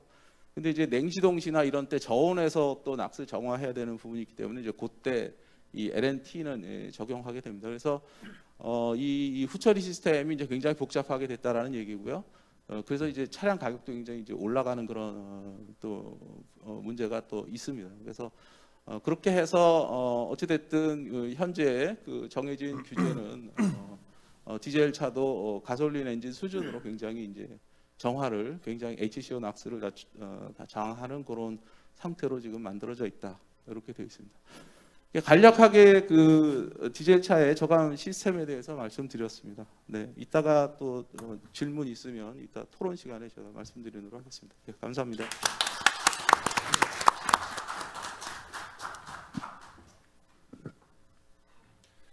네, 다음은 이제 배출가스 저감 장치 지원 사업을 하고 있죠. 아까 제가 말씀드렸잖아요. DPF 장착하는데 10%의 어떤 그 개인 비용과 그다음에 정부 보조금, 환경부 보조금 이런 부분들이 배출가스 저감 장치 지원 사업인데 이런 부분들이 우리나라만 하는 게 아니라 일본도 하고 있거든요. 그래서 그런 부분에 대한 어떤 시장 실태 조사를 더불어서 배출가스 저감 장치 지원 사업의 문제점에 대해서 교통뉴스 김경배 전문위원께서 발표해 주시겠습니다. 안녕하십니까. 네, 방금 소개받은 김경배입니다. 저는 DPF를 우리나라 처음에 실험할 때 지금 그 실험하는데 거기에서 그 캡틴으로 계신 분이 제 옆에 있던 분인데 이 초기에 개발하고 적용할 때에서부터 제가 쭉 지켜봤기 때문에 제가 그 물론 제 개인적인 판단입니다만은 그 문제점이나 이런 거에서 좀 지적을 좀 하러 나왔습니다. 이 자리에. 일단은 저기 좀 바꿔주실까요? 다음. 네. 예. 그게 이제 우리가 2004년부터 DPF 장착을 시작했는데요. 모든 것이 그렇습니다. 환경부가 생각을 하면 바로 실천에 옮깁니다. 뭐 그 안에 시범사업이라는 좋은 명분도 있지만은 당시 그 400억으로 이제 시장을 했고요. 그러던 이제 DPF가 지난해 환경부한테 제가 이번에 확인해 봤더니 79만 1259대 정도 확실히 얘기가 아닙니다. 정도 장착을 했다. 그리고 올해는 이제 DPF 장착이라는 용어를 쓰지 않고 5등급 차량, 지금 도심에 들어오지 못하게 차단하는 그 차 대상으로 볼 수 있는 95만 대를 추정하고 있다고. 보조금 사용 금액은 2004년부터 지난해 말까지 1조 3천억 정도다 이렇게 얘기를 했습니다. 그럼 제가 이제 내용은 뭐 계속 나오겠지만요, 그냥 맞지 않게 제 생각대로 좀 먼저 말씀드리겠습니다. 자, DPF를 장착하게 된 것은 매연 때문에 도저히 안 되겠다. 뒤에 디젤 엔진은 그렇다고 버릴 수도 없고 계속 쓰긴 써야겠는데, 그리고 또 이제 중앙차로제가 막 생기고 이러다 보니까 사실 정류장에 서 있다 보면 매캐한 냄새, 여러 가지 그런 문제점이 많았죠. 예를 들어서 일본의 가와자키 현에서는 고속도로가 생겼다 그래가지고요. 그 주민들이 국가를 상대로 해서 손배도 청한 적이 있습니다. 물론 우리나라에서도 세브란스 병원에 계신 모 교수님이 앞장서서 한 몇 년 동안 하더니 요즘은 그런 뭐 운동이나 나서서 이렇게 뭐 위험하다 이렇게 얘기하시는 분이 없더라고요. 이 의학계에서는. 하지만 문제는 계속 있었죠. 그래서 DPF 장착을 해서 마지막 나오는 부분에서 이제 처리를 해서 없앤다 그 얘기인데, DPF의 단점은 뭐냐면 벌집형이라고 그렇습니다. 그리고 이게 도기로 만든 아주 미세한 구멍이 뚫린 격자형의 그 담체예요. 근데 이제 엔진에서 매연이 시커멓게 쏟아지는데 그것이 담체를 통하면서 거기서 이제 엔진 연료에 의해 가지고 그것이 타는 거거든요. 그래서 나올 때는 결론은 검댕이가 아닌 이제 일반 물질로 나오게 돼 있는 거죠. 근데 이것이 이제 주행 속도나 또 너무 추운 겨울에 저속을 하게 되면은 이게 제대로 반응을 못 해가지고 적체가 됩니다. 그렇게 되면은 이제 배기압도 떨어지고 차량 출력도 떨어지고 나중에는 그것이 숯불처럼 그런 현상을 인해서 타버립니다, 도기가. 그러면 이제 못 쓰는 거죠. 그러니까 이런 거를 이제 막기 위해서 크리닝이라는 걸 일정 기간에 하고 있고, 이런 문제가 생기니까 이제 출고차에는 자동으로 이제 버너를 달아갖고 태워주는, 순환해서 강제로 태워주는, 온도를 올려주는 그런 상황이 됐죠. 근데 이제 이 버너를 이제 좀 쭉 올려 한번 주실래요? 좀 더 계속 좀 지나봐 주세요. 바로 전이요, 전전.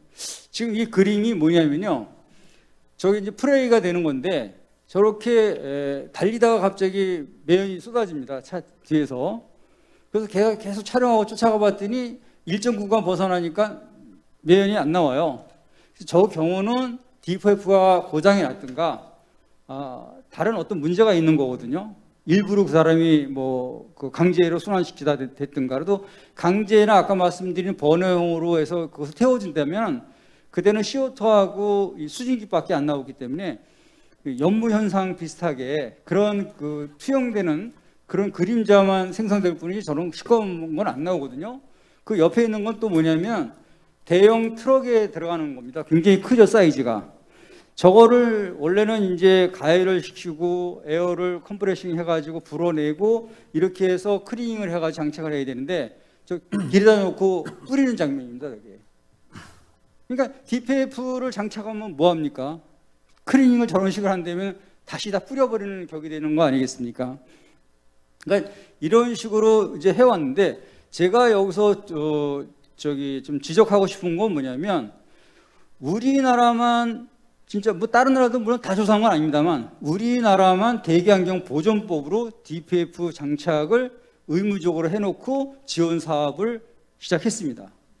아까 우리 이호근 교수가 지적했듯이 90%는 뭐 국가하고 지자체도 주고 10%는 자부담입니다.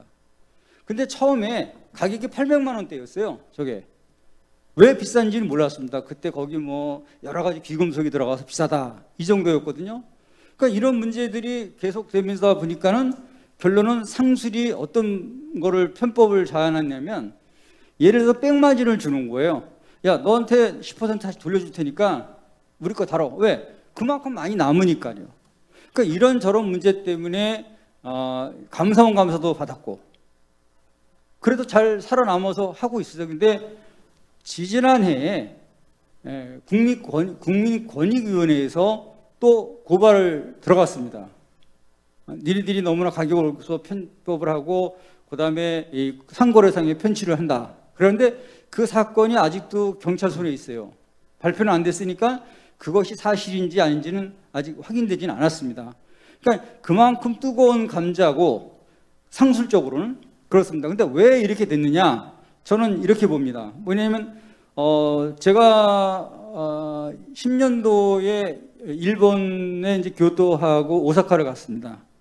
그래서 버스 업체를 방문을 해서 우리나라도 DPF를 하는데 당신의 나라는 어떻게 하느냐? 그랬더니 우리는 우리 돈으로 만일에 도쿄나 어디를 중심부로 들어가려면 우리 돈으로 장착을 해야 된다. 우리는 공짜로 해주는데 왜 니는 자부담하냐? 그 자기네 법이랍니다. 그게. 근데 좀 더 이번에 확인해 봤더니 거의 다 일본이나 이런 타국들은 그 조례로 되어 있습니다. 조례. 우리만 법이죠. 그게. 법이면서 돈을 90% 주는 거죠. 사실상 지금 90% 주는지 100% 주는지 그건 아무도 모릅니다. 확인 안 됐으니까. 이런 상태인데 여기서 좀 더 제가 또 하나 걸고 넘어진다면, 예를 들어서 자동차가 보통 버스니 이런 것들을 보면 10년입니다. 차량이. 10년 지나면 이제 폐차를 시킨다든가 이제 도태돼야 되거든요. 그럼 어떤 차가 10년을 살 수 있다고 보면은 5년 정도 살아보니까 뭐 내연기관이라 이게 뭐 여러 가지 문제가 생겨서 매연도 펄펄 나오고 그래요. 그럼 이거를 뭐 국가라도 앞서서 이거를 빨리 안 하면 안 되니까, 국민들의 건강도 나쁘고 뭐 세계적으로 문제가 되니까 그럼 이거를 우리가 하자. 거기까지 좋습니다. 그럼 그것이 시작한 5년 후면은 10년이 되는 거 아닙니까? 그럼 그 차는, 문제 있던 차는 폐기가 된 것으로 봐야 됩니다. 근데 이것이 계속 악순환되는 거예요, 지금까지. 그러면 계속 잘못 만든 차를 정부가 돈을 대주고 또 국민의 혈세로 뭐 잔치하는 거나 다름없지 않습니까? 몇몇 사람들은 그 장치를 만들어서 돈을 벌고. 그러니까 이것이 지금 잘못됐다는 거죠, 제 생각에는. 그래서 오늘 이 자리에 나오게 됐고요. 하여튼 뭐 내년 정도에는 안 한다는 얘기는 있지만 사실상 가봐야 됩니다. 그리고 제가 뭐 환경부로 취업한 지 꽤 오래됐고, 하지만 환경부의 그 특히 말하는 탁상 공론하는 볼펜 그 직원, 그 공직자들은 잘 몰라요. 왔다 가는 자리입니다. 그럼 진짜 아이디어면, 진짜 기술자는 어디냐? 그 산하에 있는 교통환경연구소입니다. 근데 법을 바꿀 때나 뭐 할 때 그분들의 그 입장을 반영 안 해요. 자기네끼리 뭐 예를 들어서 자동차 대외 협력팀하고 어떻게 해서 법을 만들고 이러다 보니까 장족의 발전이 없었죠. 근데 지금은 세계가 지켜보고 우리가 이미 탄소 중립이니 2030이니 2050이니 먼저 선제적으로 얘기했기 때문에 이제는 이제 마음대로 할 수 없겠죠. 근데 너무 늦었다는 얘기죠. 이런 처방을 이미 10년 전, 20년 전에 내렸어야 되는데 지금은 이제 뭐 다 오픈된 세상에서 더 이상 어떻게 할 수는 없겠지만, 하여튼 가급적이면 자동차를 뭐 물론 뭐 전기차로도 뭐 트럭까지 만들 수 있다, 그런 얘기는 있습니다. 가설은 있는데 실적으로 경유의 엔진이 필요한 거는 이 대형차, 힘을 요구하는 차, 지구력을 요구하는 차에 필요하다고 봅니다. 근데 이게 좀 또 하나 좀 터무니없는 얘기가 뭐냐면, 지금 그 선박, 친환경 선박이라고 또 나왔는데, 친환경 선박에 지금 이 육상에서도 문제가 되는 DPF를 장착을 해서 승인을 해줬습니다. 그럼 그것이 보여주기식인지, 진짜 그 선박에 대형 진짜 뭐 집착한 피스톤도 있다 그러던데 거기에서 얼마나 큰 걸 가서 저걸 다루면 그것이 막히게 되면 어떻게 할 것이며, 해상에서 좀 여러 가지 문제가 있는데 이렇게 그냥 보이고 단 것만 찾아서 하다 보니까 성과 위주로 모든 것이 가는 것이 아니냐. 책임지는 사람 없다. 2030 얘기했지만 앞으로 8년 정도는 살겠죠. 그 공무원들이 입소하는 사람들인데 50년 2050은 보장은 못하죠. 그분이 세상에 있을지. 그럼 누가 책임지느냐? 책임질 사람도 없는 겁니다. 이상입니다. 감사합니다. 예, 쉬는 시간 없이 바로 진행하도록 하겠습니다. 뭐 두 분 발표하신 분들 너무 고생 많으셨고 다시 한번 박수 부탁드리겠습니다. 그 뭐 질의응답도 있어야 되기 때문에요. 한 7분, 5분에서 7분 정도씩 이제 발표자를 제휴하고 나머지 이제 패널들께서 의견을 좀 말씀해 주시겠습니다. 먼저 엄명도 소장님 말씀입니다. 이거 어디나요? 안녕하세요. 저는 엄명도라고 합니다. 여기에 보니까 소개가 좀 수정할 것이 있는데, 과거 국립환경과학원에서 근무를 했습니다. 근데 현재 국립환경과학원 해가지고 제가 이제 지금은 졸업을 하고 제대를 하고 자연인으로 살면서 어떻게 하면은 이런 분야에 있는 분들을 좀 법적으로 도와드릴 수 있을 것인가. 그래서 봉사 차원에서 사회봉사나 공헌 한쪽으로 좀 일을 하고 있습니다. 집에서 반려견도 기르고 고추도 심고 재미있게 살고 있습니다. 근데 오늘 우레아 쪽 요소수에 대해서 지금 새로 개발하신 거가 키포인트 같은데요. 우선 제가 거기에 옛날에 있으면서 인허가 업무를 담당해가지고 제가 책 쓴 것도 있습니다. 환경 책도 있지만은 역사를 좀 이렇게 말씀드리면은 1980년도에 이제 환경청이 생기면서 자동차 배출가스를 이제 COHC, NOx 이런 세계 오염 물질을 허용 기준을 정하고 여기에 적합한 차를 만들어서 생산하게끔 만들었었죠. 그리고 그와 동시에 자동차 연료에 대해서도 연료 품질 그다음에 허용 기준 만들어 가지고 그때 또 같이 이제 시행을 했었고 그게 이제 여기에 지금 나오는 요소수 같은 일종의 첨가제라 그럽니다. 첨가제는 1986년도에 바륨이라는 우리 2차 오염 물질인데 암을 발생하는 물질이 있습니다. 그것을 중금속에 타가지고 연료를 집어넣었더니 그 당시에 이제 매연이 90%가 저감이 됐어요. 매연이. 그래가지고 아주 획기적인 거다 했는데 가만 보니까 이게 발암 물질인 2차 오염 물질이 포함됐다 이거죠. 그 첨가제에. 그래가지고 제가 그때 당시에 이제 이걸 법을 만들었죠. 만들어가지고 법에다가 이제 연료 품질 플러스 첨가제. 그래서 그때 허가를 이제 안 해줬죠. 그걸 안 해주고 야 이거 첨가제라고 다 좋은 게 아니구나. 매연이 주는 대신에 대체 또 반대로 2차 오염 물질이 발생하니까 이거 법에다 넣어야 되겠다 해서 그때가 제일 이제 시초입니다. 첨가제에 대해서는. 그 뒤에 이제 유동점 향상제, 겨울에 이제 이게 경유 같은 경우에는 이제 이렇게 좀 뻑뻑해지거든요. 그런 분사 상태가 안 좋아서 연소가 잘 안 되니까 그런 거를 첨가해서 부드럽게 겨울철에도 시동이 걸릴 수 있게 하는 그런 거라든지 그 다음에 이제 디터전트라 해서 밸브라든지 또는 그 인테이크 쪽에 들어가는 카본 낀 것들을 싹 좀 이렇게 청소해주는 역할을 하는 첨가제가 있습니다. 그것도 그 당시에 이제 해서 등록을 해줬고 해줬다는 문제는 뭐냐면 우리 중금속이나 우리 몸에 해로운 카드뮴, 니켈, 크롬이라든지 아까 얘기했던 그런 바륨 같은 물질 그런 독성 물질이 우리 인체에 해로운 물질이 있으면 안 된다. 그래서 그런 걸 스크리닝해서 그것만 없으면 언제든지 그냥 이렇게 프리로 이제 해줬다 이거죠.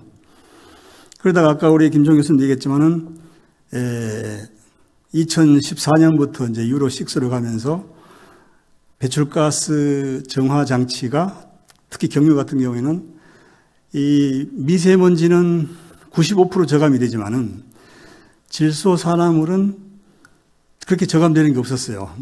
플라즈마니 이런 기술들이 있지만은 그저 한 30% 정도 저감되고 그래서 이제 환경부에서는 이제 그런 게 1종, 2종, 3종 기준을 만들어서 그것도 보고할 수 있게 해줬죠. 그러다가 이제 2014년도에는 요소수, 우레아, 영어로 얘기하면 우레아, 유리아라도 얘기하는데 우리는 그냥 쉽게 그냥 우레아라 그럽니다. 그거를 넣었더니 질소산화물 중에 그 N과 O, 그러니까 우리 질소산화물에 NO하고 NO2가 들어가 있거든요. 연소할 때 나오는 것을 N과 O를 분리하는 해서 우리 이제 무해한 가스를 만드는 그런 것이 이제 역할을 해주는 것이 쪼개는 역할을 하는 것이 이제 요소수입니다.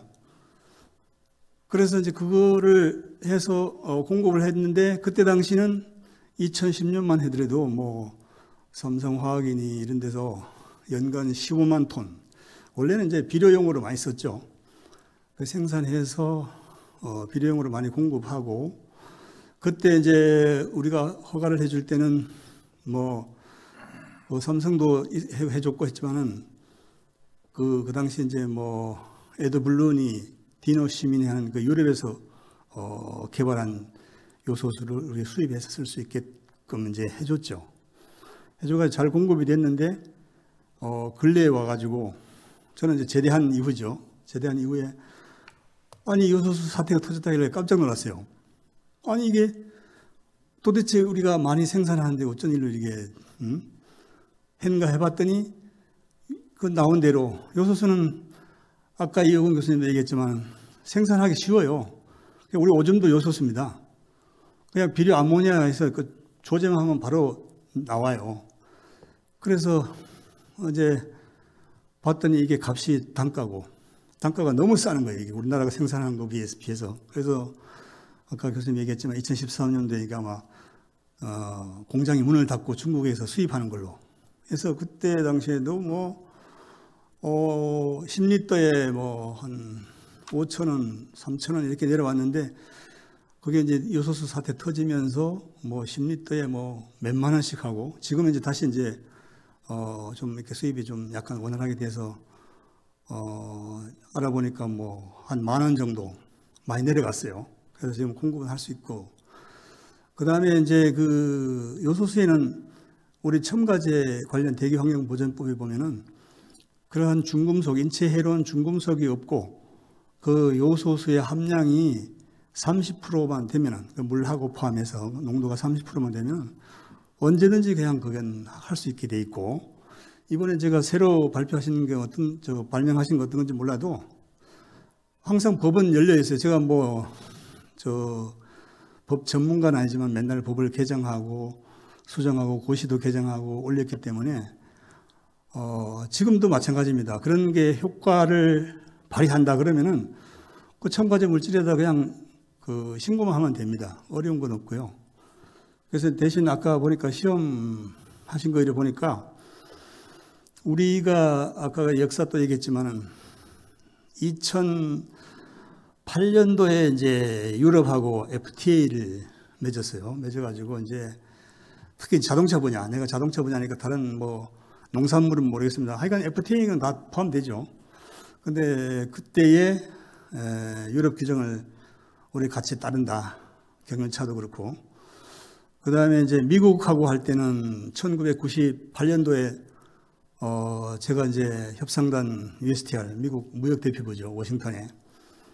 거기 가가지고, 개소린차나 이런 거는 미국하고 우리 협정을 맺어가지고, 미국 기준 해가지고 글로벌로 나가자. 그래서 그때 이제 협정을 맺어가지고, 그게 이제 FTA하고 합쳐지면서 내나 같은 겁니다.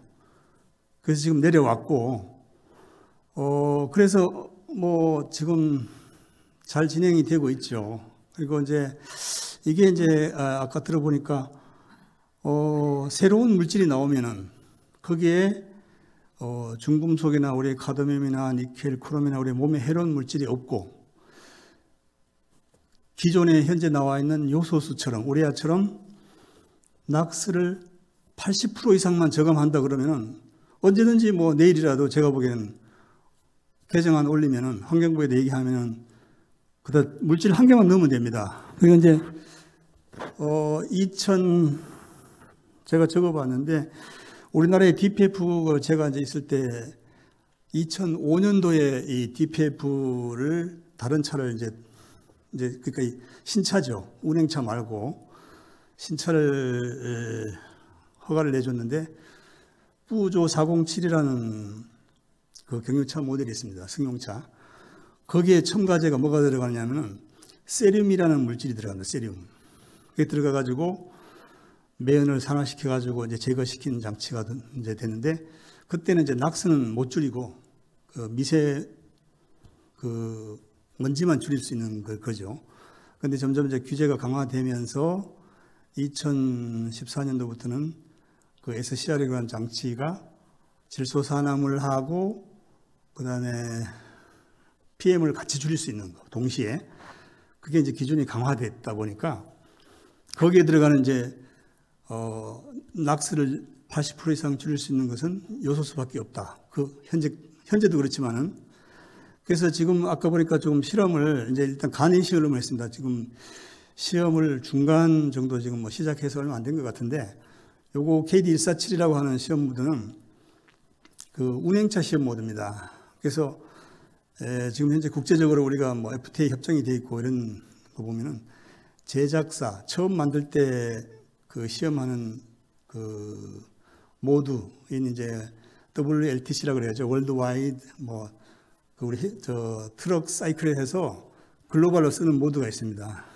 그 모드로 해서 제가 가지고 있는 생각이면 지금 아까 들어보니까 DPF 앞에다가 지금 있는 우레를 써가지고 저감률이 80% 나오잖아요. 현재까지 등록되어 있으니까. 근데 A라는 물질을 새로 개발했다. 그럼 그걸 스프레이 해가지고 넣어가지고 80%나 뭐 그거 유사하게 나오면 바로 등재가 되는 거죠. 근데 그게 아니고 해봤더니 한 60%밖에 안 되더라. 그러면은 그거 이제 좀 상의를 해서 뭐 아까 우리 저감 장치처럼 1종, 2종, 3종을 하든가 한 50%밖에 안 나왔다. 저감률이. 그럼 뭐 한 3종 장치 정도로 해서 이것도 질소산화물을 상당히 줄일 수 있는 거니까 쓸 수 있는지. 그래가지고 그건 이제 또 법에다 넣으면 되죠. 시행규칙이라든지 뭐 법에 보면 각종 허용 기준이 있습니다. 그래서 뭐 좋은 거 있으면 저라도 도와드리려고 그러죠. 뭐 저감 효과만 정확하다 그러면. 그 지금 이제 착수한 지 얼마 안 되니까 원래 이런 거 할 때는 간이 시험을 이렇게 해봐야 됩니다. 운행차 정밀 검사 방법으로 지금 아까 하신 거가 그건데 스크리닝을 한번 해보고 이게 효과가 어느 정도 좋다. 그러면 이제 아까 같이 국제 시험 모드인 그 모드를 했을 때에 이게 줄어든다. 그런데 그건 이제 얼마만큼 줄어들지 모르죠. 테스트를 해서 뭐 80이 저감률이 80이 나올지 50이 나올지 모르겠습니다만 하여간 뭐 50% 이상만 나오면 상당히 그 결과가 좋은 겁니다. 그래서 그렇게 해서 나온다 그러면 그 자료를 가지고 이제 뭐 법 개정안이라든지 이런 것도 상담을 해서 환경부로 가져가서 할 수도 있고.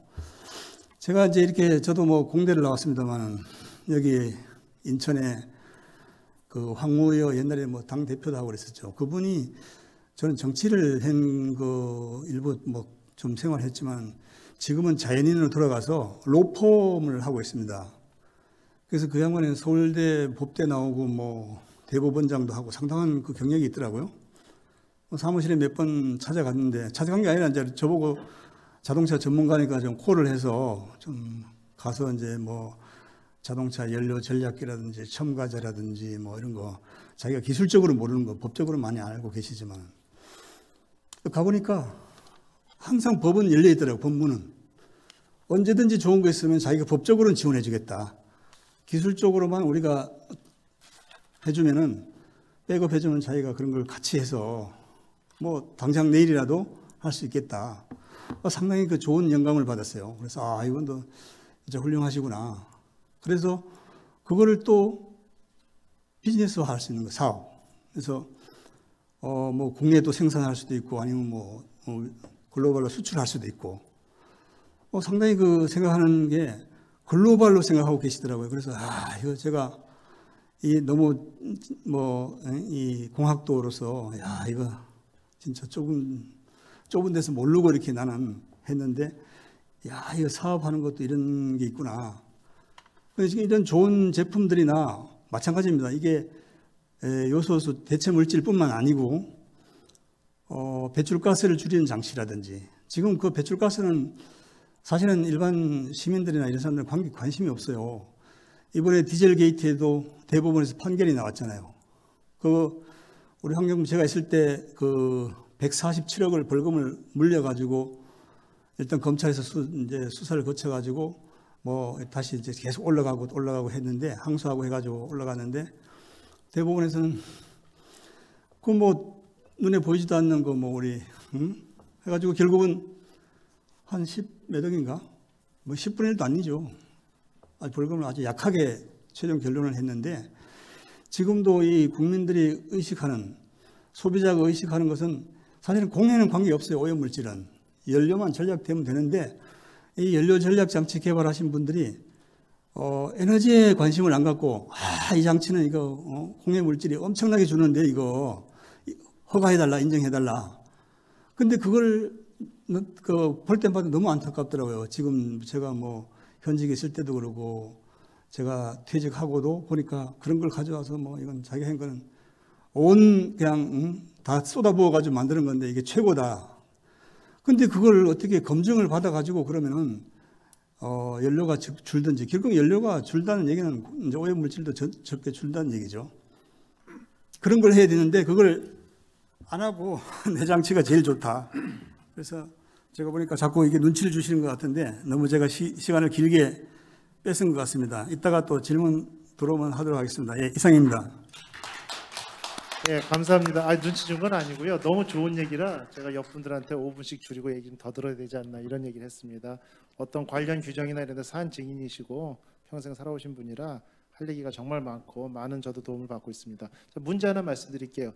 정부 기관에 이제 공무원이셨으니까 충분히 실험 의뢰할 기관이 많다고 하셨잖아요. 저희 물질 WLTC 테스트 요청을 하기 위해서 대구, 울산, 전국에 있는 인증 기간을 뒤졌는데 제일 빠른 게 작년 12월부터 뒤졌는데 4월 달입니다. 그 다음이 6월 달이고요. 그런데 저희가 샘플이 테스트할 게 한 4-5가지가 되거든요. 하나 해보고 문제점 있으면 좀 개선하고, 이제 이해하셨죠? 6개월 있다 하나 해보고 이렇게 좀 바꿔볼까, 또 6개월, 4개월 이런 어떤 부분들이 인프라가 너무도 부족하다. 이런 것들이 그때까지 뭐 잔칫날 기다리다 굶어 죽는 것처럼 버티기 힘든 상황이 좀 개선돼야 되지 않을까, 그런 의견입니다. 제가 잠깐만요. 한 15초만 얘기할게요. 지금 현재 아까 그걸 빠뜨렸는데 금방 해줄 데가 없다 그랬잖아요. 그래서 지금 환경부에서는 그 친환경 사업단이라고 지금 2004년부터 지금까지 운영하고 있습니다. 계속 운영할 거고요. 연간 정부 예산이 지금도 뭐 그럴 겁니다. 뭐 옛날에나 지금이나 한 120억 이상 정부 예산을 언제든지 투자해서 개발할 수 있는 것을 개발하는데, 거기에 이제 그 우리 RFP라고 그러잖아요. 그런 건 이제 계획서를 만들어 가지고 야 우리 프로젝트에다 참여를 하겠다. 그럼 정부 돈을 줍니다. 1년에 뭐 작게는 한 5천만 원부터 많게는 뭐 2억 5천도 주고 하는데, 제가 보기에는 개인 돈을 안 들이고 발굴할 수 있는 것은 그렇게 계획서를 만들어서 그 사업단이 지금 저기 있습니다. 대전의 에너지기술연구원에 사업단 그게 사무실이 꾸려져 있는데, 그전에는 기계연구원에서 그걸 했었죠. 거기다가 제출을 하고 우리 이런 걸 좀 할 테니까 도와다오 그러면은 심사를 합니다. 그 심사위원들이 심사해서 타당성이 있으면은 뭐 우리와 같이 이렇게 이 정도로 낙스를 60% 80% 줄이겠다 그러면 한번 해봅시다. 그러면 돈 받아가면서 하는데, 이걸 모르시니까 이거 내 돈 들여가지고 우리 재산 탕진해가지고 다 했는데, 그렇게 자꾸 이렇게 생각을 하시니까 나는 이제 도와드리겠다 이거죠. 이거를. 예, 이상입니다. 감사합니다. 다음은 이제 한장현 교수님께서 일단은 글로벌 공급망이죠. 이제 조금 전에 말씀드린 것처럼 중국의 의존도 때문에 문제 생긴 것으로 2차, 3차 또 얘기가 나옵니다. 위기가. 그 요즘 친환경 자동차나 만드는데 마그네슘이나 알루미늄 같은 경우 100% 또 중국에서 수입하거든요. 중국에서 마그네슘, 알루미늄 수출 안 하면 자동차 생산이 안 됩니다. 경량화에 꼭 필요한 부품이고요. 이런 글로벌 공급망의 어떤 위기, 이런 것 전반적인 주제를 떠나가지고 말씀해 주신 한장현 교수님 소개합니다. 예. 네, 지금 저는 대덕대학교에서 자동차 공학을 학생들하고 같이 공부하고 있는 한장현입니다. 먼저 간단하게 말씀드리면은 일단은 뭐 가장 상식적인 얘기죠. 지금 현재 그 글로벌 공급망 위기의 문제는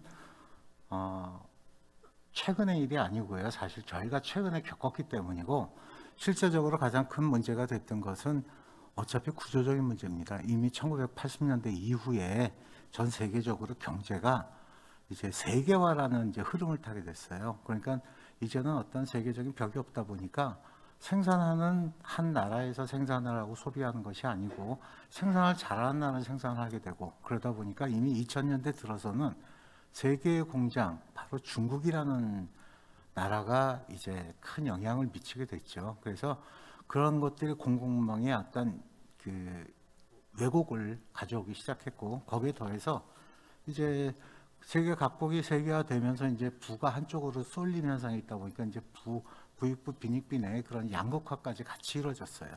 여기에 저희는 이미 1980년대부터 환경 문제에 대해서, 그 이전에 60년대부터 사실 환경 문제에 대해서 생각했었는데, 이 부분만 말씀드린다면은 맨 처음에 60년대에 환경에 대해서 전 세계적인 그래봐야 그 당시에 미국 중심의 자동차 기술의 시대였기 때문에 미국을 중심으로 했던 거는 이제 스모그였습니다.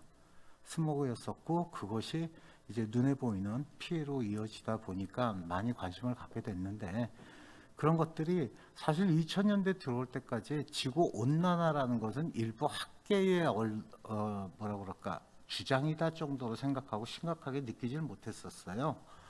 그러던 것들이 점차 오면서 뭐 만약에 지금 특히 그 디젤 배출가스의 얘기를 한다면 2009년도 유로 5 기준이 발동할 때까지만 해도 사실은 SCR 선택적인 그 정화 장치가 필요 없었거든요. 그러지 않아도 충분히 유로 5의 규제를 그 당시에 자동차 공학적 기술은 극복할 수 있었기 때문에 그런데 점차 이것이 낙스에 대한 기준이 더 강화되다 보니까 낙스 자체는 거꾸로 얘기한다면 이건 필요악입니다.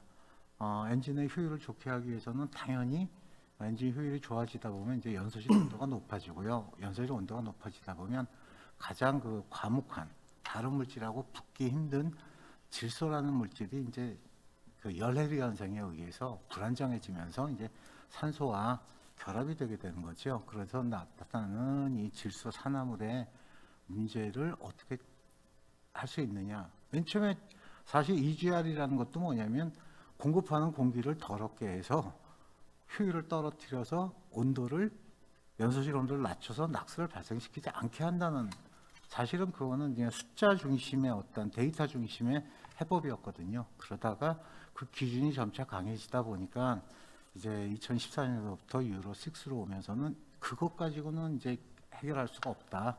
그래서 전반적으로 디젤 자동차에 이제 그 SCR이라는 그러한 이제 메커니즘이 도입하게 됐고요.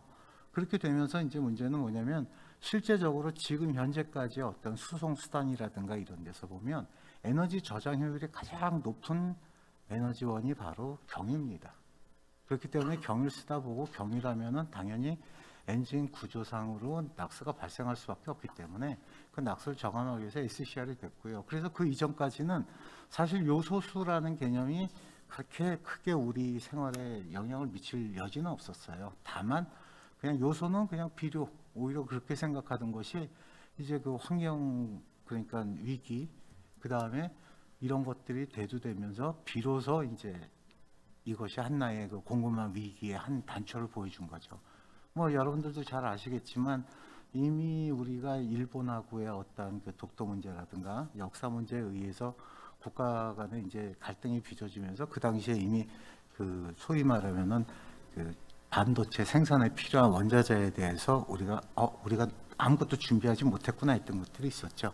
실제적으로 지금까지도 어차피 이미 그 지금 50년 이상 이어져온 세계화와 양극화 이 경제 이 패러다임 가운데서 여기에 덧대서 급속하게 지금 환경 위기까지 드러나 보이다 보니까 지금 굉장히 심각하게 된 거죠. 사실 아까 이제 물론 모두의 우리 그 이호근 차장님께서 말씀하셨지만 중국에서 그 계력적인 건 다 짚어주셨는데요. 사실 중국에서 호주에서 석탄 수입 안 한다.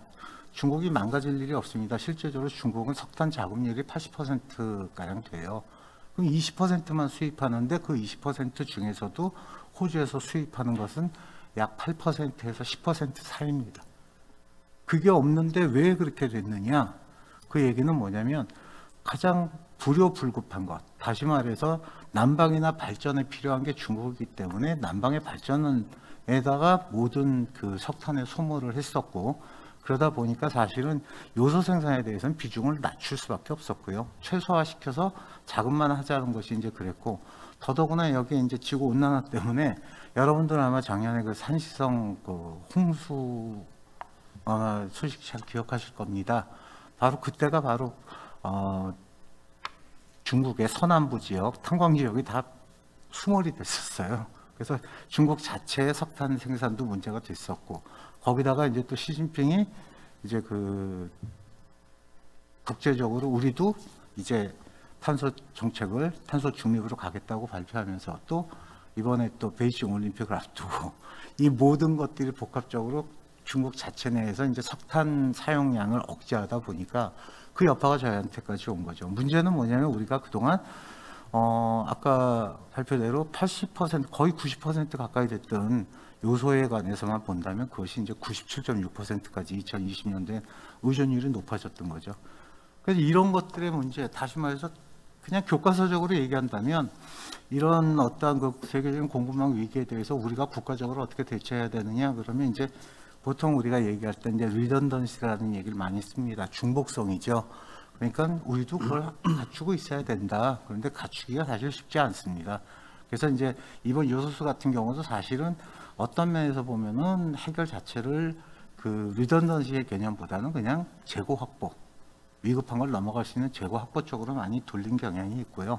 사실 리던던시는 국가적인 정책 차원에서 아까 뭐 이용 교수님이 말씀하셨듯이 소재라든가 이런 경우에도 그렇고 중간재에 대해서 우리가 굉장히 이거 많이 필요한 부분인데 이 부분은 애매합니다. 무슨 얘기냐면 자체적인 기술로 해서 경제성이 있느냐 경제성 없으면요 이 세계화 경제 체제 하에서는 수입할 수밖에 없습니다.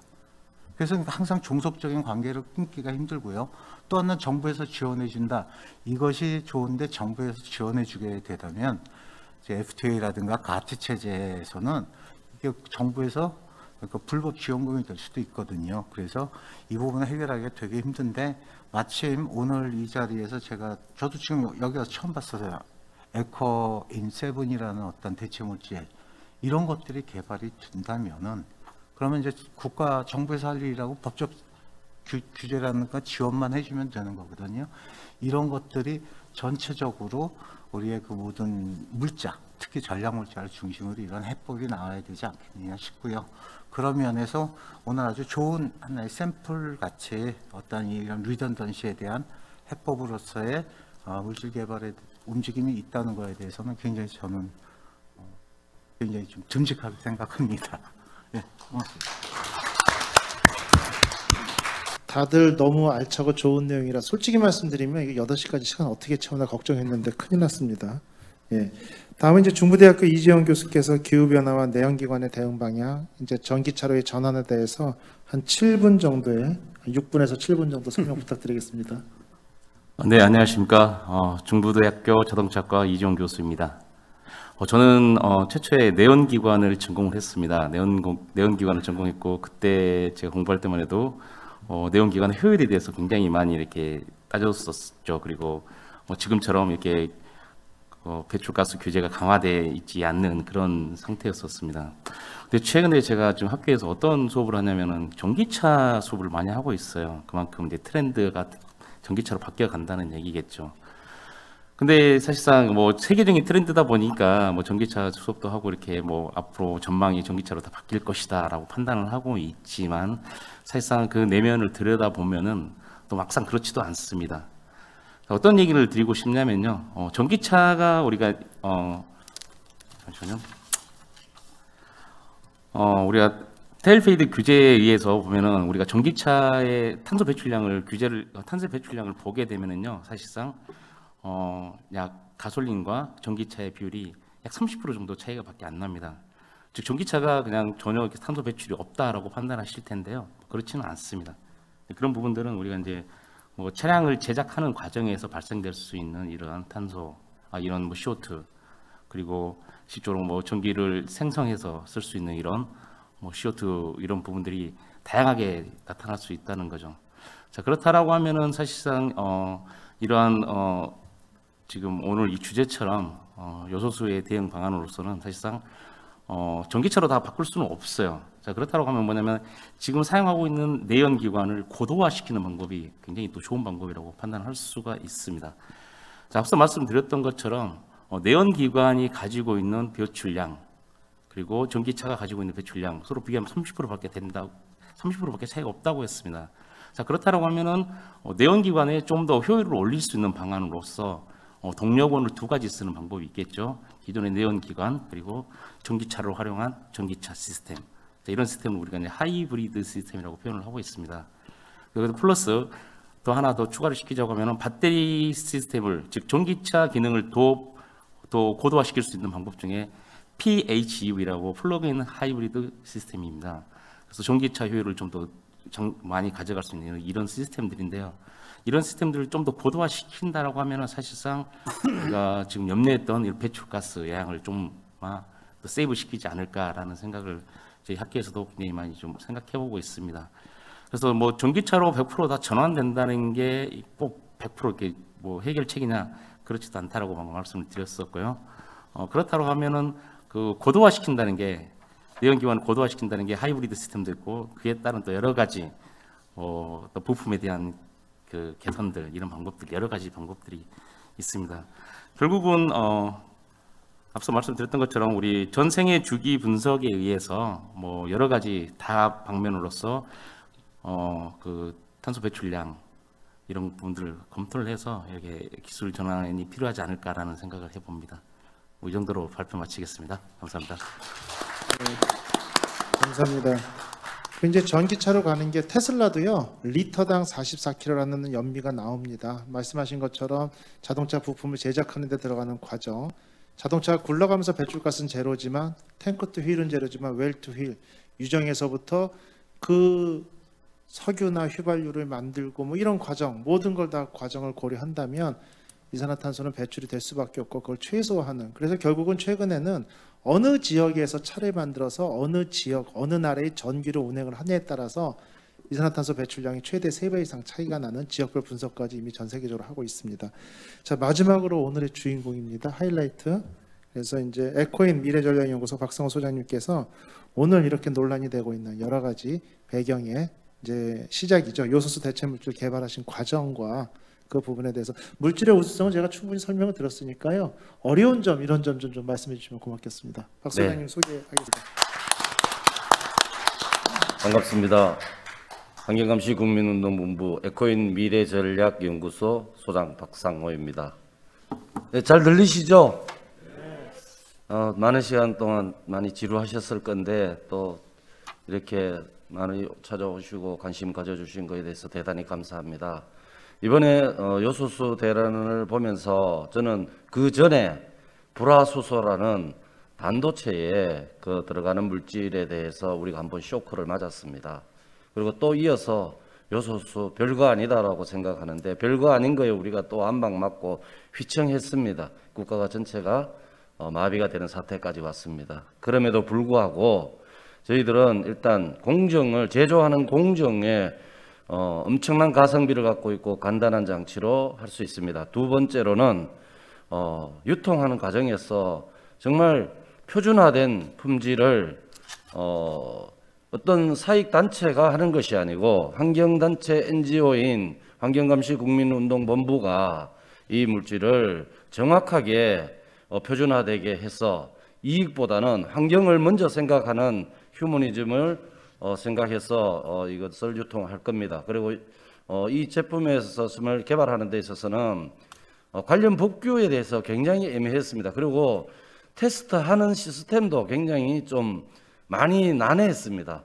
그럼에도 불구하고 대덕대학교 자동차과학 교수인 이호근 교수님께서 이렇게 협조해 주시고 밤낮으로 저하고 같이 통화하면서 또 못 만나면 이렇게 해서 전화로도 이렇게 통화해서 이걸 지금까지 이렇게 끌어왔습니다. 앞으로 많은 난제가 있습니다. 하지만 이런 것들을 다 넘어서 이제 앞으로 좋은 결과로 다음번에는 또 여러분들과 한 단계 더 업그레이드된 내용으로 또 포럼을 또 만들어 되지 않았나 이런 생각을 듭니다. 그런데 이제 마지막으로 이 시간 관계상 저희들 에코인 세븐 요소수 대체 물질에 대해서 혹시 궁금하거나 이런 개발자에게 혹시 그런 점이 있다라면 혹시 질문을 좀 해주십시오. 그래야 빨리, 그리고 시간이 좀 너무 촉박해서. 예, 제가 대신 마이크를 좀 받아드리겠습니다.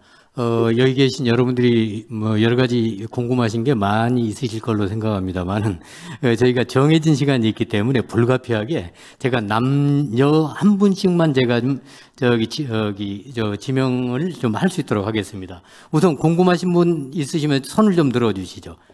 방금 저기 손을 드신 것 같은데 본인 소개를 먼저 좀 해주시고요. 대신 질문자는 제가 좀 지정을 좀 해드려야 될 것 같습니다. 아무래도 본인 소개를 먼저 좀 해주시죠. 네, IT 기업 운영하고 있는 이동형이라고 합니다. 예, 그리고 우리 이호근 자장 교수님께 좀 질문 좀 주시면 좋을 것 같습니다. 제가 질문 드리고 싶은 거는 기존 요소수의 문제점이 혹시 있다고 하시면 그 문제점 하나 하고 그다음에 대체 물질로 지금 이제 오늘 발표하신 대체 물질에 이제 세 가지 좀 묻고 싶어요. 차이점은 무엇이고 특장점 그리고 경제성. 네. 회장님, 제가 답해야 될 것 같습니다. 예, 그럼 박상호 소장님께서 답을 좀 해주시기 바랍니다. 네, 제가 답변하겠습니다. 첫 번째, 요소수와 기존 요소수와 대체 물질의 차이점은 첫 번째로는 요소수는 석탄에서 대체적으로 이렇게 채취하는데 저희들은 그런 또 공정들이 좀 간단한 것 같지만 요소수로 태어나기까지는 그 앞에 전 단계의 설비라든가 이런 것들이 많은 부분들이 또 따릅니다. 그런데 저희들은 한국에서 나는 제품으로 소재로 할 수 있고 그리고 전 세계에 어떤 나라에도 다 광물로 다 유통이 되고 있는 물질들입니다. 그리고 저는 친환경 물질이고요. 토양에는 전혀 영향을 주지 않습니다. 오염을 영향을 주지 않고요. 그리고 두 번째로는 제조 공정에 있어서 친환경 물질이다 보니까 추출 과정에서도 그렇게 복잡하지 않습니다. 그리고 뭐 손으로 만져도 괜찮고요. 이걸 피부에 닿아도 피부에 뭐 전혀 그런 게 없습니다. 그래서 우리가 MSDS 그런 것들을 다 거쳤기 때문에 일단은 그리고 세 번째로는 가격 경쟁력인데요. 이 가격 경쟁력에 있어서는 지금 요소수보다가 거의 동일하거나 더 가격이 낮다고 보면 됩니다. 그리고 전 세계 어떤 그 글로벌로 나간다 하더라도 이 요소수 제가 지금 미국 쪽에 지금 어제도 전화를 받았는데 미국 쪽에도 이제 요소수를 쓰기 시작했다 하더라고요.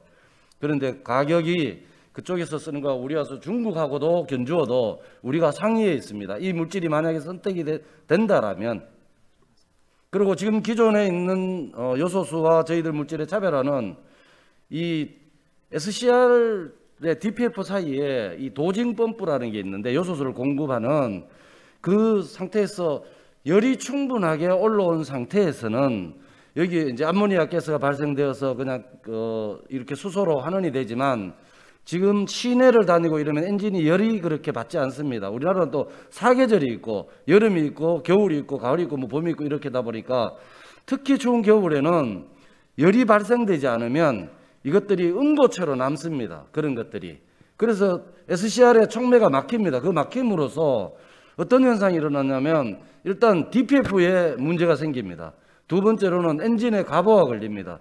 엔진의 가보가 걸리는 것은 인젝터에 문제가 생기고 지금 고압 펌프가 디젤 차에는 고압 펌프가 굉장히 압력이 높습니다. LNT 같은 경우는 한 2,000바가 넘어가니까요. 그래서 그런 것들을 봤을 때는 지금 전체적으로 굉장히 좀 심각합니다. 그리고 그런 것들을 세척하기 위해서도 또 강한 그 케미칼 독성을 써야 됩니다. 그리고 그걸 또 처리하는데 또 높은 비용이 또 들어갑니다. 그런데 저희들은 그렇게 하는 게 아니고 그 낮은 온도에서도 이게 반응을 합니다. 높은 온도에서도 반응하지만 낮은 온도에서도 반응하고 이러기 때문에 시내에 다니고 이렇게 하더라도 여기에 막힘 현상이나 이런 것들이 백화 현상이나 이런 것들이 생기지 않습니다. 예, 그런 특이한 장점을 갖고 있습니다. 그리고 별도로 이렇게 수리를 하거나 이렇게 유지 보수하는데 지금 기존 요소수보다는 관리하는 그런 비용 문제나 그런 경제적 부담이 차주에게 또 다가오는 사업자에게 다가오는 또 환경에 부담가는 그런 것이 거의 없다고 보면 됩니다. 네, 어떻게 충분한 답변이 되는지 모르겠습니다. 예, 감사합니다. 그리고 이제 시간 관계는 마지막 한 분만 좀 우리 자장 이호근 교수님께 제가 기회를 드리겠습니다. 여성 한 분을 제가 좀 질문자를 좀 앞에 마이크를 좀 주시고 소개해 주시고요. 이호근 교수님께. 예, 오늘 프로그램 준비해 주신 이호근 교수님 비롯해서 여러분들께 감사드리고요. 고생 많이 하셨다 말씀드리겠습니다. 저는 경희대학교의 의학 박사인 조한진 교수고요. 저는 이제 이호근 교수님께 좀 질문을 드리겠는데요. 2025년부터 유럽에서는 이제 본격적으로 그 디젤 자동차 판매를 중지를 한다고 하거든요. 예, 이렇게 되면 전 세계적으로 전기 자동차라든가 수소 자동차 이것이 이제 대거 나올 텐데 거기에다 또 이제 2025년 뭐 이때부터는 이제 거의 자동차, 이 전기 자동차나 수소 자동차를 대세일을 시작하게 될 것이라는 이제 그런 예상들이 좀 나오고 있어요.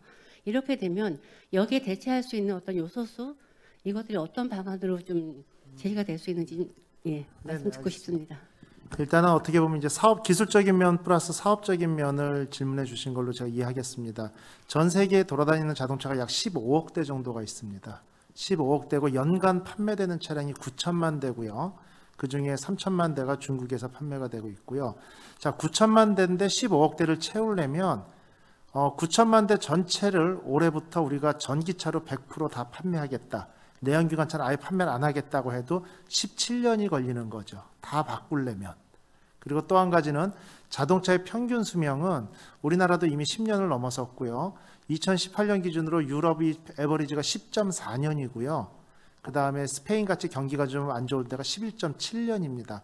이건 평균이기 때문에 올해 출고된 차량들도 있잖아요. 그러다 보니까 거의 약 2배 정도를 최대 수명으로 잡습니다. 결론은 자동차는 이제 20년은 타도 되는 거죠. 여담으로 말씀드리면 자동차 10년 타기 운동의 임기상 제가 선배님이라고 부르는데 제가 매년 조금 있다가 밥줄 끊길 거라고 얘기하는 게 이제는 아무렇게나 타도 10년 타니까요. 옛날 얘기죠. 그러면 이제 20년을 탄다는 얘기 말씀드렸고요. 전기차는 그 나라의 환경, 그 다음에 특히 전력 공급 이런 어떤 소스가 충분해야지 전기차 보급이 가능한 거거든요. 지금 우리나라 2,400만 대 전기차로 다 바뀌죠. 전력 아마 원자력 발전소 한 100기 정도를 만들어야 될 겁니다. 전력을 공급하기 위해서는. 그러니까 불가능하다는 얘기죠. 그래서 전 세계적으로 에너지 수급 문제, 전력 공급 문제 여러 가지를 다 고려해서 2030년에 판매되는 차량 전체의 30% 정도가 전기차로 전환될 거다. 친환경차로 이렇게 예상합니다. 그러면 2040년쯤 돼야 100% 모든 게 친환경 자동차로 전환될 거라고 아주 장밋빛 희망도 그렇게 예상하고 있거든요. 그럼 이제 결론이 나왔죠. 2040년 돼야 그때부터 100% 내연기관차는 안 판다고 해도 모든 게 다 전기나 하이브리드나 아니면 수소로 바뀌는데도 거기서부터 17년이 걸릴 테고요. 마지막에 판매된 차량 같은 경우는 그때부터 또 20년의 수명 따지면 제가 장담하건대 지금 저희 학과나 김종희 교수님이나 여기 교수님들도 요즘 자동차 정비 안 하니까 학생들이 안 오고 있는데 현실은 좀 다릅니다. 지금 만약 전기차에 대해서 완벽한 정비 기술을 가진 사람이 사회 진출해도 아마 굶어 죽을 겁니다. 제가 볼 때는 2060년까지는 내연기관차가 돌아다닐 것 같고요. 2040년을 넘어선 이후에나 전기차 쪽에 대한 정비, 수리, 배출가스 이게 메인이 되는 거고 당분간은 내연기관이 전체적으로 중요한 포션을 차지할 수밖에 없기 때문에 아직은 저희가 이쪽 분야에 많은 신경을 써야 되지 않을까 이렇게 평가하고 있습니다. 네, 감사합니다. 어떻게 답변이 좀 되셨는지 모르겠습니다. 정말 여러분 감사합니다. 저희가 숨가쁘게 이제 달려왔는데요. 오늘 특히 이제 뭐 인사를 다시 드리겠습니다만은 지금 이 자리에 계신 여러분들은 이미 환경의 동지들이십니다. 그리고 여러분들 가족이십니다.